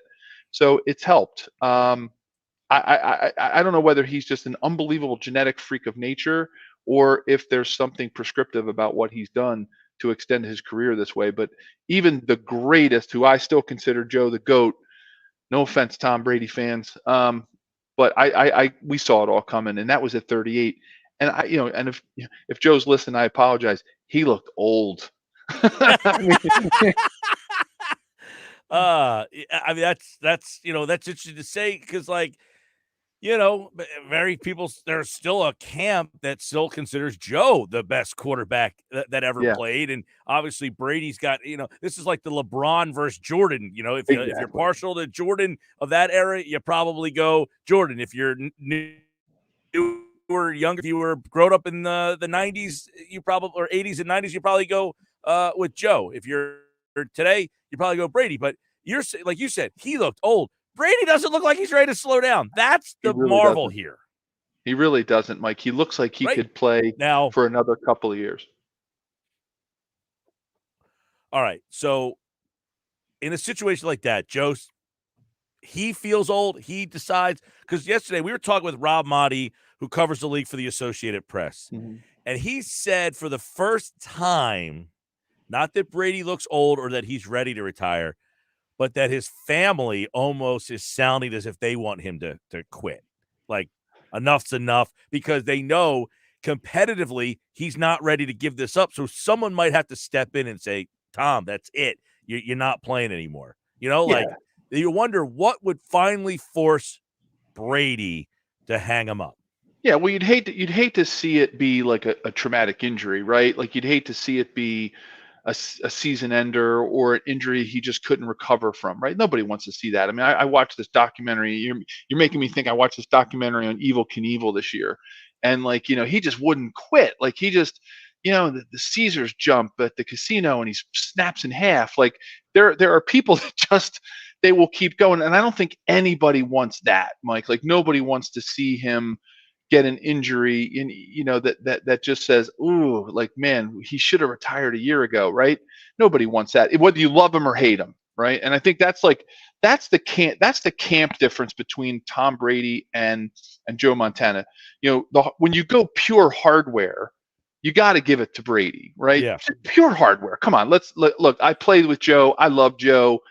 Italian kid, Pennsylvania, the whole 9 yards, like everything points to Joe Montana for me being the GOAT, right? Because I had a relationship with the guy, and I don't really know Tom Brady. He came on, after I was done. Well, but like, I got to admit, like hardware wise, and what he's been able to do and doing it with another team and the shifting casts that he always did it with, you got to give it to him, right? Come on, let's be real. But I think there's a camp that there was something about Joe Montana, and again, I'm not just being a homer because I play with him and know him, but like Joe, there was just something about him, his personality, that appealed to so many people because he never whined, he never quote. I'm air quoting for those of you who are listening on the radio. He never quote cheated, right? Never had a deflated ball. Never his head coach, whether it was 49ers or Chiefs, never videotaped other people's practices or sideline stuff. Like there's just something about Joe, his quiet leadership, his out of the radar type stuff that made him he had such appeal to so many people. And I think that's why there's always going to be that camp that says he's the best. Yeah. Because of his humor. He had an incredible sense of humor. Linemen loved him. He hung out with the linemen. He hung out with us. He'd go hunting with the linemen. He'd go fishing with the linemen. He biased it. Like he just took care of us, and he had that appeal. So that's a little of the difference there. But I just think Tom, looks like he could play a few more, and I think that's probably worrying his family. I'm sure it would worry mine. I know if I told my family right now at my age I'm just going to go out and play one more game, they'd be like, "Oh no, you're not." I want to get tomorrow night's a big game because I don't think people realize here. And Joe played for the Chiefs. He's the host of the Believe in the Chiefs podcast, so he's got intimate knowledge of this team. They went out and whipped the Raiders. That had to warm your heart. But they lost to the Chargers earlier this year.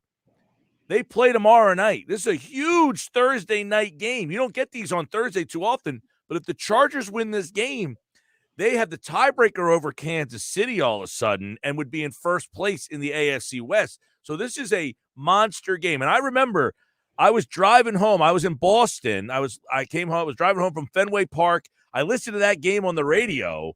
Chargers, Chiefs. That was a wild ending, that game. These two teams, this is a monster game tomorrow night. Huge, and it's huge for AFC contingencies, right? I think it's going to be, if you're a football fan, which I know all your listeners are, it has huge ramifications for the AFC, especially, well, of course, the AFC West. And I got to be honest, Mike, I looked at the Chargers schedule after this game. I think theirs is actually easier than the Chiefs. The Chiefs still have to, they got to play the Steelers, the day after Christmas, which, the Steelers, but still, they're the Steelers, right? You never know what Mike Tomlin's going to pull out of his hat. Ben's always up for a challenge.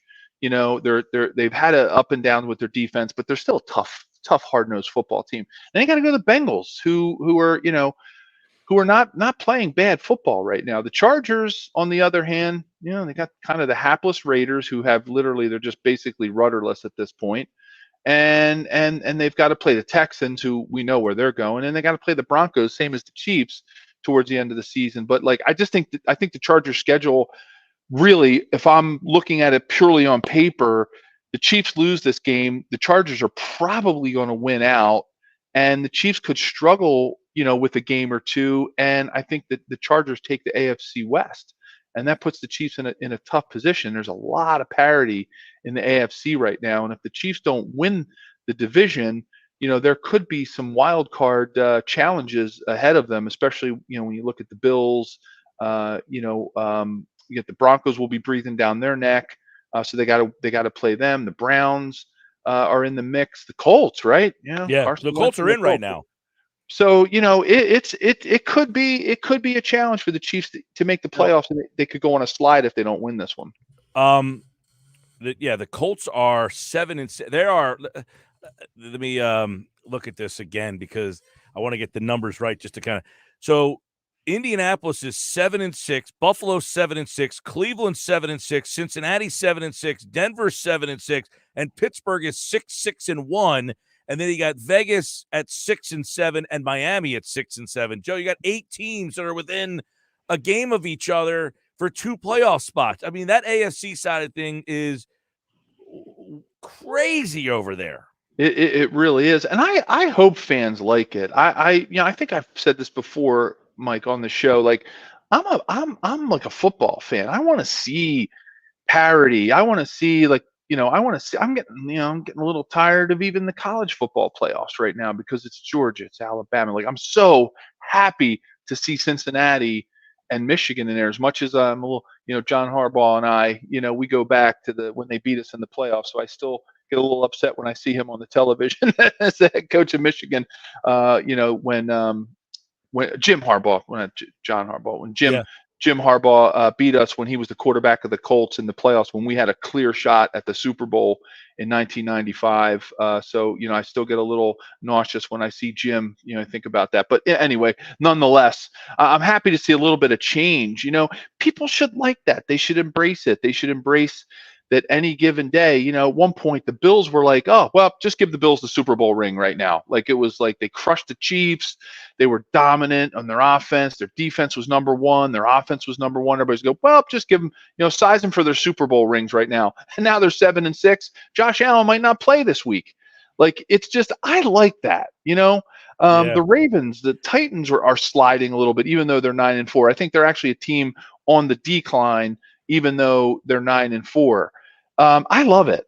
And, everybody wants their team to go 20-0, win the Super Bowl, and be able to celebrate and have the parade down their own Broad Street or Broadway, wherever you live. And I like this. I like that the Patriots came out of nowhere. Who would have thought, right? It's fun. It's fun. On the NFC side, you've got San Francisco 7-6, Washington 6-6, Minnesota Washington 6-7, Minnesota 6-7, Philadelphia 6-7, Atlanta 6-7, New Orleans 6-7.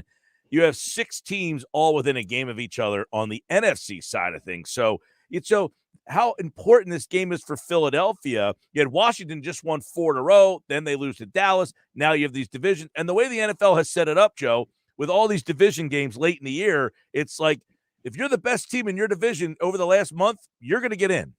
Yeah, I love that. I love that. Because that this is a game of attrition. This is it's like war. It's whoever has the most people standing at the end of the season. Then you throw in the mix that we're in 17-game season, so throw that extra game in, which really I think adds a lot of complexity to this formula. So I like it. I think the NFC has a little bit more. I'll use the word probably incorrectly, but a little more dominance at the top of their divisions. Right? I think the Bucs look pretty good. The Packers, they're all, with Aaron Rodgers there, they're always going to be the Cardinals. Number one, the Cardinals can't win at home. Like, they're 10-3. And now it looks like DeAndre Hopkins is going to be done for the year.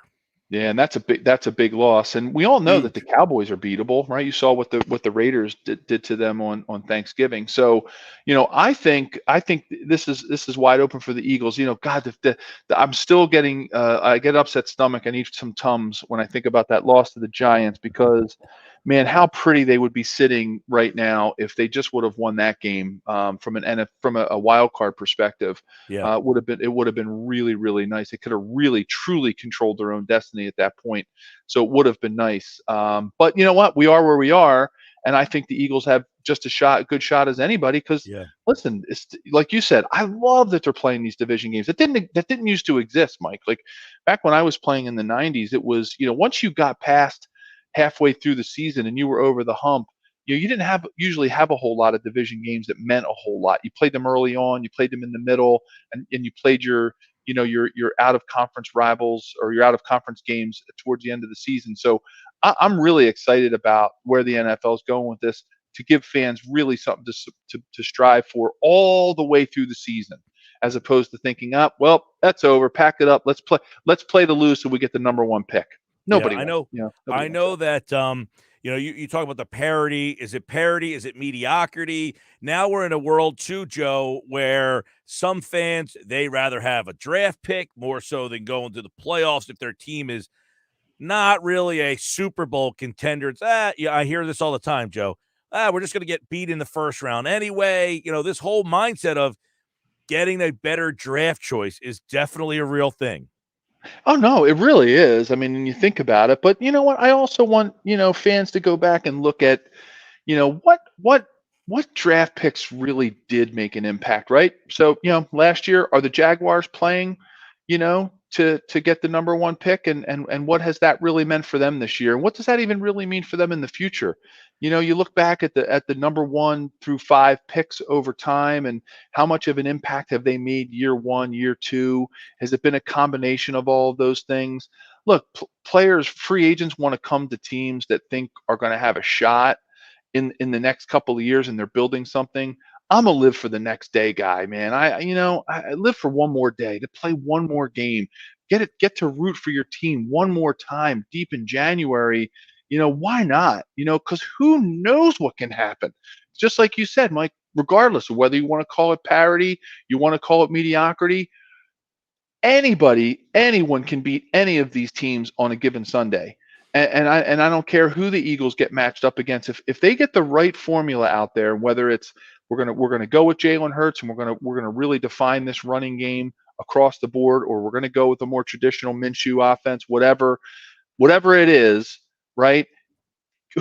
Just look at the roster, or look at the schedules. Who could they be? They could beat the Cardinals. They're beatable, especially now, like you said, without DeAndre Hopkins. I think the point you're making, Joe, is a valid one, that there is just like, I like New England. I like what they've done, but I'm not afraid of playing New England. Like, I'm not like, oh my gosh, we're stuck.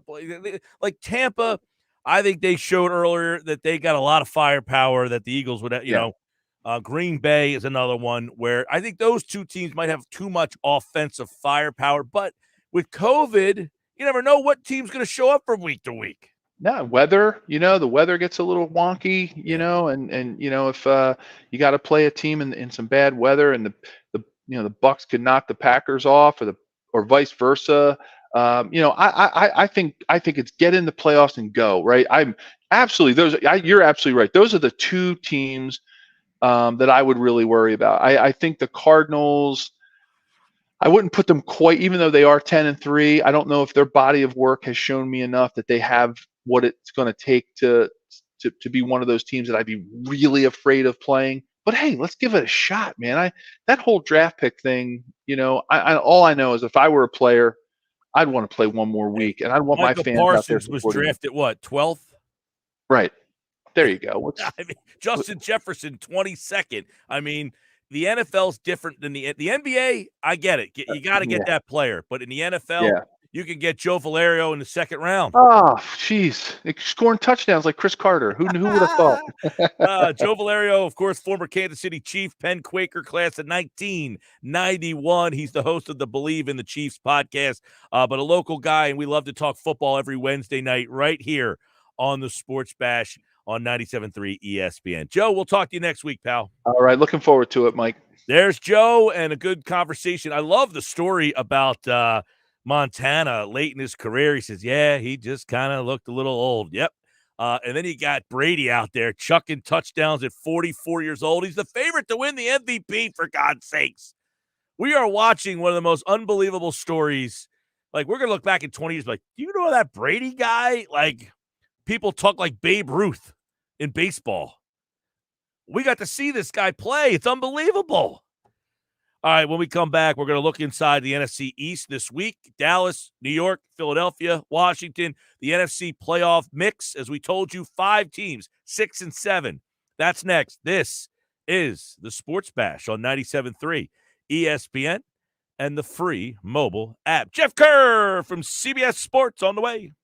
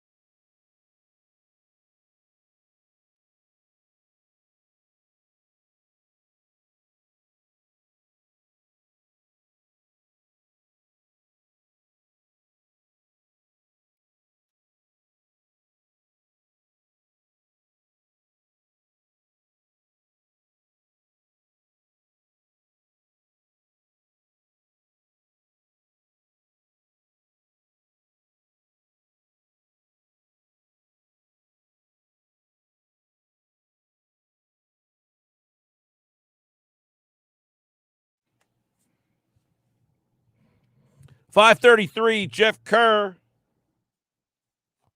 is here. CBS Sports NFL. He's brought to you by the expert solar team of New Jersey, EMT Solar and Roofing and Solar Guardian. Start your solar journey today by learning more and visit espnsolar.com. There he is. Jeff Kerr is in the house. NFL Week 14 in the books. 15 starts tomorrow. Big game tomorrow night. Chiefs and Chargers. It's for the first place in the AFC West. We'll dive into it all as we are at Week 15 in the NFL. And we get to Week 15. Now we're getting late in the season. Starting to get sad, Jeff Kerr. We're running out of weeks, buddy. You know what, Mike? It's kind of bittersweet for me because as a basketball coach, we're getting to the heat of basketball season, but it's also the end of the NFL season, which I don't like. So I got to agree with you. By the way, shout out to my Oxford Hornets.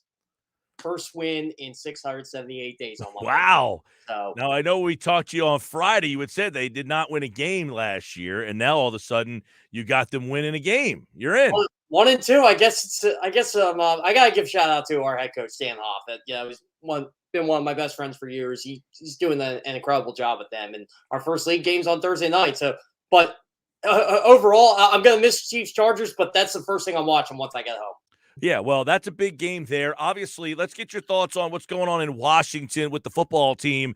COVID situation, big-time injuries. I mean, McLaurin, he's got a concussion, might not play. We know that they've got quarterback issues, defensive line problems. Yeah, I'll tell you what, Washington, it just feels like everybody on that defensive line you could think of is they're either going to be out with injury or they're on the COVID list. I mean, Matt Ioannidis was the latest one today. Jonathan Allen he may be back Sunday. I think it's Saturday's day, the 10-day limit. So, but again, you don't have Chase Young, you don't have Montez Sweat. It looks like, or no, Montez Sweat might be the one for Saturday. See, Washington's got so many, Mike. I can't even count anymore. But the Eagles are basically playing the walking wounded on Sunday in Washington. I mean, this is a game they should win, and they should win easily. Well, I mean, we know everything and nothing in the NFL is a gimme. We've seen bad teams win games they shouldn't win. I mean, but if you want to be a playoff team, this game you have to win. But what I want to get into, Jeff Kerr, with you is today, head coach Nick Sirianni said they had to split the reps again. Jeff Mosher was on with me earlier for Football at 4, and he said Jalen Hurts was noticeably limping into the building today. So what percentage do you give Hurts playing on Sunday? You know what? I'll go the Nick Sirianni route, 50-50. If he's walking nosebleed with a limp, I wouldn't be shocked if Gardner Minshew starts Sunday. I really wouldn't. I mean, they're not going to play Jalen Hurts unless he's 100%. I think a healthy Jalen Hurts gives the Eagles the best chance to win this football game. But if he's not healthy by Sunday, and if they're splitting the reps, I can't really trust anything Jalen Hurts says right now, because, I mean, Jalen Hurts did say he was going to play Sunday going to Week 13, and Derek Gunn reports Saturday night, hey, it's Gardner Minshew, and Gardner Minshew was taking all the reps and walkthrough. So this is going to be an interesting development during the week. It's not that Jalen Hurts is getting benched or anything like that, but right now I would lead toward Gardner Minshew if he's limping. Yeah, because they split the reps 50-50. He wasn't ready to say, yeah, no, Hurts is ready to go. He just said he's trending upwards. He said that last week. He was asked, why today are you going to give him splits? He said, look, we got to be prepared just in case Hurts doesn't go. But I'm feeling today on a Wednesday that Gardner Minshew is going to play this game. That's what I feel now. Because my other question was going to be, before I saw the press conference and heard all this news today, was how important are these 4 games for Hurts? Like, oh, they're huge. Do you really? But let me ask you this. He played 4 games last year, and we said, I can't make any determination on this guy after 4 games. Well, now he's played how many games this year? 12? 12. So he's played 16 games. You're telling me these next 4 games, though, that you can make the definitive determination in your mind whether he's the right guy or not. Like, what if he goes 2-2 and he plays well in 2 and not in the other? I mean, if he wins all 4, if he loses all 4, like, I don't understand how these 4 games are going to help them make the definitive. Like, if Buffalo made their decision on Josh Allen after his first 2 years, he'd be gone. He was terrible. He was less than 60% passer.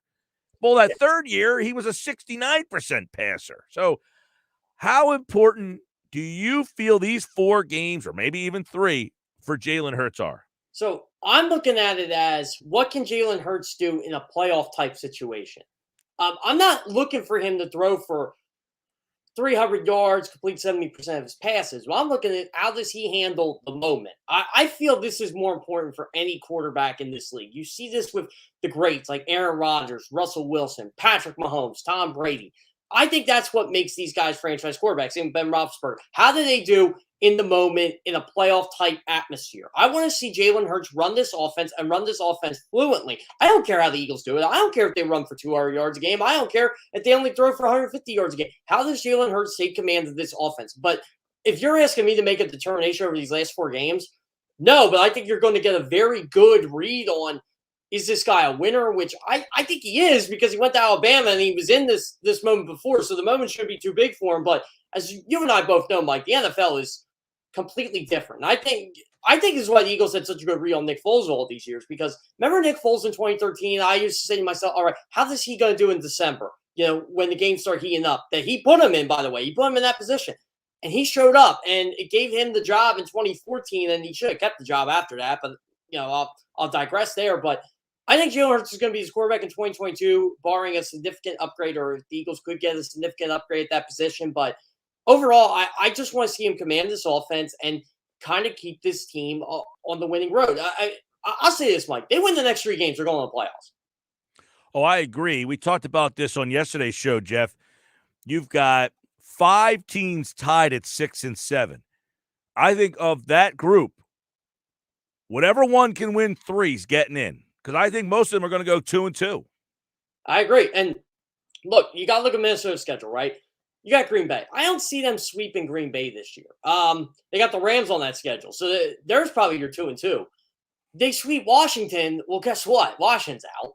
San Francisco, they still got a tough road ahead, but I think they're in the driver's seat for a playoff spot because they do have the tiebreaker over the Eagles. Oh, by the way, everybody's like, oh, they're 5 teams, 6 and 7. Well, hold on a second. The Eagles beat the Falcons. They beat the Saints. Cancel them out. They have the same record. They're out. So the Eagles are ahead of them. Washington, they sweep them out because the Eagles will have a major role in that. Minnesota, again, they go 2 and 2. That's what, 8 and 9. The Eagles go 9 and 8. There it is, Mike. I mean, people get mad at me when I say they control their own destiny, but they do. They control their own destiny. It is literally right in their face. Win the next 3 games.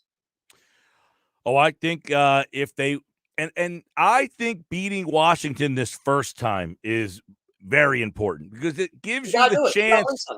It gives you the chance to slip up still somewhere. If you lose this game, there is no more slip ups, and the math becomes very impossible.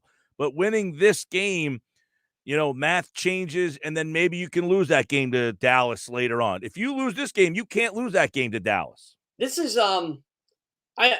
you know me, Mike. I'm not a hot take guy or anything like that, but I will say this: if they lose Sunday, I mean, you and I will be talking about the playoffs the last 3 weeks, but I'm just going to be like, I don't know what the point is anymore because I think they're done if they lose Sunday. I really do. I agree. They have to win Sunday. They just have to. They have to figure out a way to get it done against a banged-up Washington team. Not only that, and I'm going to do something I don't typically do, which is look at the schedule because I do a segment on Thursdays where I look at the schedule for the first time. But I'm going to look at the schedule now, which I don't because I have no idea. Minnesota plays Monday night at Chicago. So that game is huge. You got that Monday night standalone game where you're going to be watching, rooting for Chicago to win that game. You've got another game where Tampa's playing New Orleans. If New Orleans loses, you can count them out. San Francisco, Atlanta. That game's huge because if Atlanta beats San Francisco, that keeps the 6th seed in play, right? And in a way, you kind of want San Francisco to win that game because you don't have a tiebreaker anyway. But I don't blame you for rooting for Atlanta, too, because you already own the tiebreaker over Atlanta. Because you own the tiebreaker over them. So it doesn't matter if you lock horns with them. It brings San Francisco back to the pack, and you still keep Atlanta at an arm's distance because you beat them. The other game that you got to look at would be Where would be Minnesota plays Chicago. Oh no, you play Washington because you play Washington. Yeah, That's it. Right, exactly. right. It's pretty much you named all the matchups right there, Mike. And yeah, it's funny too because it feels like I play a picture for CBS every week. It's sad I probably know every team's schedule at this point, but like I'm already entrenched in this crazy AFC matchup with 7 and 6 and who gets the tiebreaker and all that. You know how Minnesota has the tiebreaker over the Eagles? Did you happen to look it up yet? Yeah. Okay. So let me ask you about this, Jeff, because you write about this at CBSSports.com. We're just kind of flying by the seat of our pants. So it's head to head. They didn't play. Yeah. Division record. They're not in the same division. Now, what's the third tiebreaker? Is it Conference common opponents? It's conference record first, which they're tied at 4-4. So then you go to common opponents. All right. So then, Josh, you gave me bad information. All right. He's telling me NFL.com is saying that common opponents is ahead of conference record in the tiebreaker standings. Now you're giving me a face. Yeah. I mean, I've been doing this pretty much all year. It's usually conference record for conference. That's what I thought. Conference first, and Yes. then you go to common. Right. So I'm gonna trust you on this one, Jeff Kirk, because I read your stuff and you've been covering this all year. So you're saying conference record would be next. They're both 4-4. You then go to common opponent, and that's where they're 3-3. You're 2-3. Yep. Now Philadelphia, if they beat Dallas, that would make them 3-3, and Minnesota 3-3. Then it would go to strength of victory, to which I think Minnesota. Yeah, Minnesota's got that right now, and I think they're going to have that the rest of the year. So it looks like Minnesota's going to. I'm not banking on Minnesota going 9-8. I will say. Yeah. I'm just not. You know what, Mike? This is funny with them. Everybody's like all up in arms about the Eagles losing the Giants. Minnesota lost to the Lions. Like, hey, right? If Minnesota, Minnesota. Look, and everybody has a loss on their schedule this year where you're like, are you kidding me? Like, that has almost every single team in this league has a loss. Tampa Bay lost to Washington. You're like, are you kidding me? Green Bay lost to Minnesota. Like, really? Like, every team has that loss on their ledger where they're just like, oh, my God. Unfortunately, Philadelphia's came against a team that's got 4 wins and it's just like can't get out of their own way. They are going to have to, when you lose a game like that, that means you have to upset somebody to make that up. And that's where Philadelphia, like the strength of victory, their best win has been against Denver with 7 wins. To get the strength of victory, I don't know what happens if they beat Dallas, if that would be enough to get them over the top or not. Yeah, and that's and in a way, this is where you got to kind of hope for Dallas to beat Arizona, to beat Washington. But the problem is, if they do that, they're going to be in the race for the number 1 overall seed. You want them to beat Washington, but you want them to lose to Arizona. So this is where it gets really confused. You know what, Mike? Minnesota's going to make it easy for us. You and I both know the Vikings can easily lose to that bad Chicago Bears team on Monday night. Yeah. Oh, division. Look, the Bears put up 30 points last week against Green Bay. I mean, they fought hard in that one. You know, it's funny, Mike. I love the Packers. Like, I love Aaron Rodgers. I love the Packers. But I get tired of, like, hearing how great the Packers are and how Aaron Rodgers owns the Bears. I'm like, guess what? Everybody owns the Bears. 2, the NFC North sucks. The Packers get 4 or 5 guaranteed wins every year in that division. Like, every once in a while they get upset. But the NFC North is not like the NFC East. Yeah. It's just there's no challenge there. The Vikings are helter-skelter. The Bears usually stink. The Lions always stink. It's a bad division. I write about this every Wednesday for CBS Sports. I always rip the NFC North, but I get ripped by NFC North fans. I'm like, be better. Be better. Oh, look, there it is. All right, so let's take a look at this here. That's a break a tie within the division. That's a tie within the division, correct. So the next one would be what? To break a tie for a wild card team? 2 teams? Right here? That's for the division, though, right? No. This is to break a tie for a wild card team. It's if there's 2 teams tied for the wild card, right? Is that what that says? Clubs for the different divisions apply the following steps: head-to-head. Wow. No, conference is second. It's head-to-head, conference, then common. So there you go. Yeah. Okay, you're right. Right there. Conference. would be number 2. Common games number 3. Yes. You know how they determine when there's like two teams, like you know how there's a 5-way tie like in like the AFC. You know how like Cleveland's ahead of Cincinnati because Cleveland beat Cincinnati, so therefore that cancels Cincinnati from like the first tiebreaker. But like, Yep. it's so bizarre. Like you learned so much this year because of the 7th play. We're literally getting down to the nitty gritty, like step 5 and step 6 because of this 7th seed. Right, It feels nuts. You basically.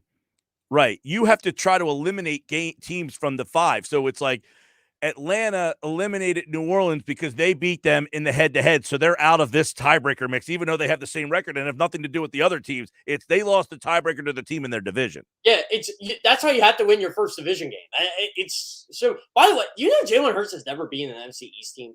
I saw you tweet that today as well. Let's just be clear. I didn't even know that until today. Just to be clear here, if there's a tie, it's head-to-head 1, conference games 2, common games 3, strength of victory 4, strength of schedule 5, and then it goes off the rails.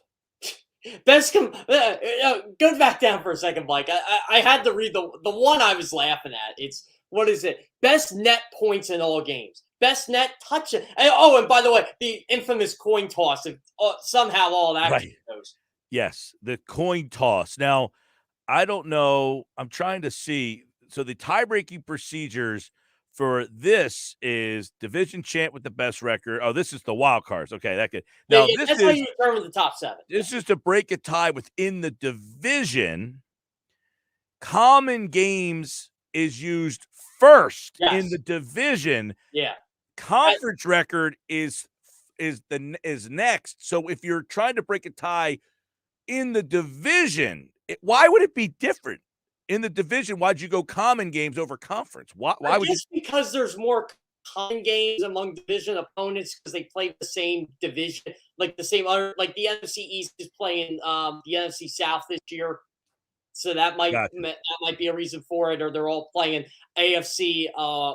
Which AFC division are they playing this year? The West.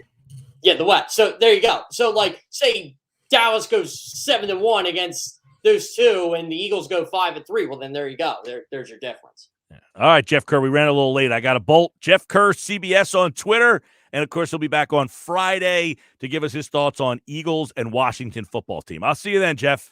Yeah, I'll tell you what, Mike. I always love talking playoff football, but this was an entertaining one today. I'll say this was a good one. All right, brother. We'll pick the conversation up Friday as well. Jeff Kerr, CBS Sports NFL writer. He'll be back Friday here on the Sports Bash. I will give you my final thoughts on tonight. Josh has game night coming up next. It's a Weinberg Wednesday. Dave Weinberg from 97.3 ESPN.com joins the show.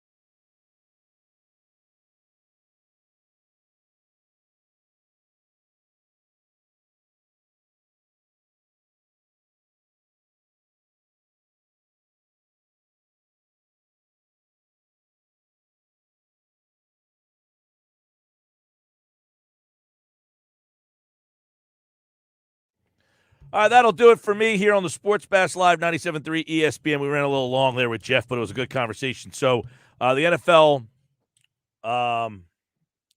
tie-breaking scenarios, we'll go through tomorrow. I got a lot of possibilities and all that kind of stuff. Sports Bash Live 97.3 ESPN. Dave Weinberg at 6:15 tonight. We'll talk a little Eagles against Washington. Dave's covered a lot of Eagles-Washington games, man. You'll have to ask him, which team in the NFC East has Jeff Lurie beaten more than any other team since he's owned the club? It's the Washington football team. Dave, if you're listening, I just gave you the answer to the test. All right, coming up tomorrow, I am live at Chickies and Pete's, so stop on out and see me. Have lunch over there.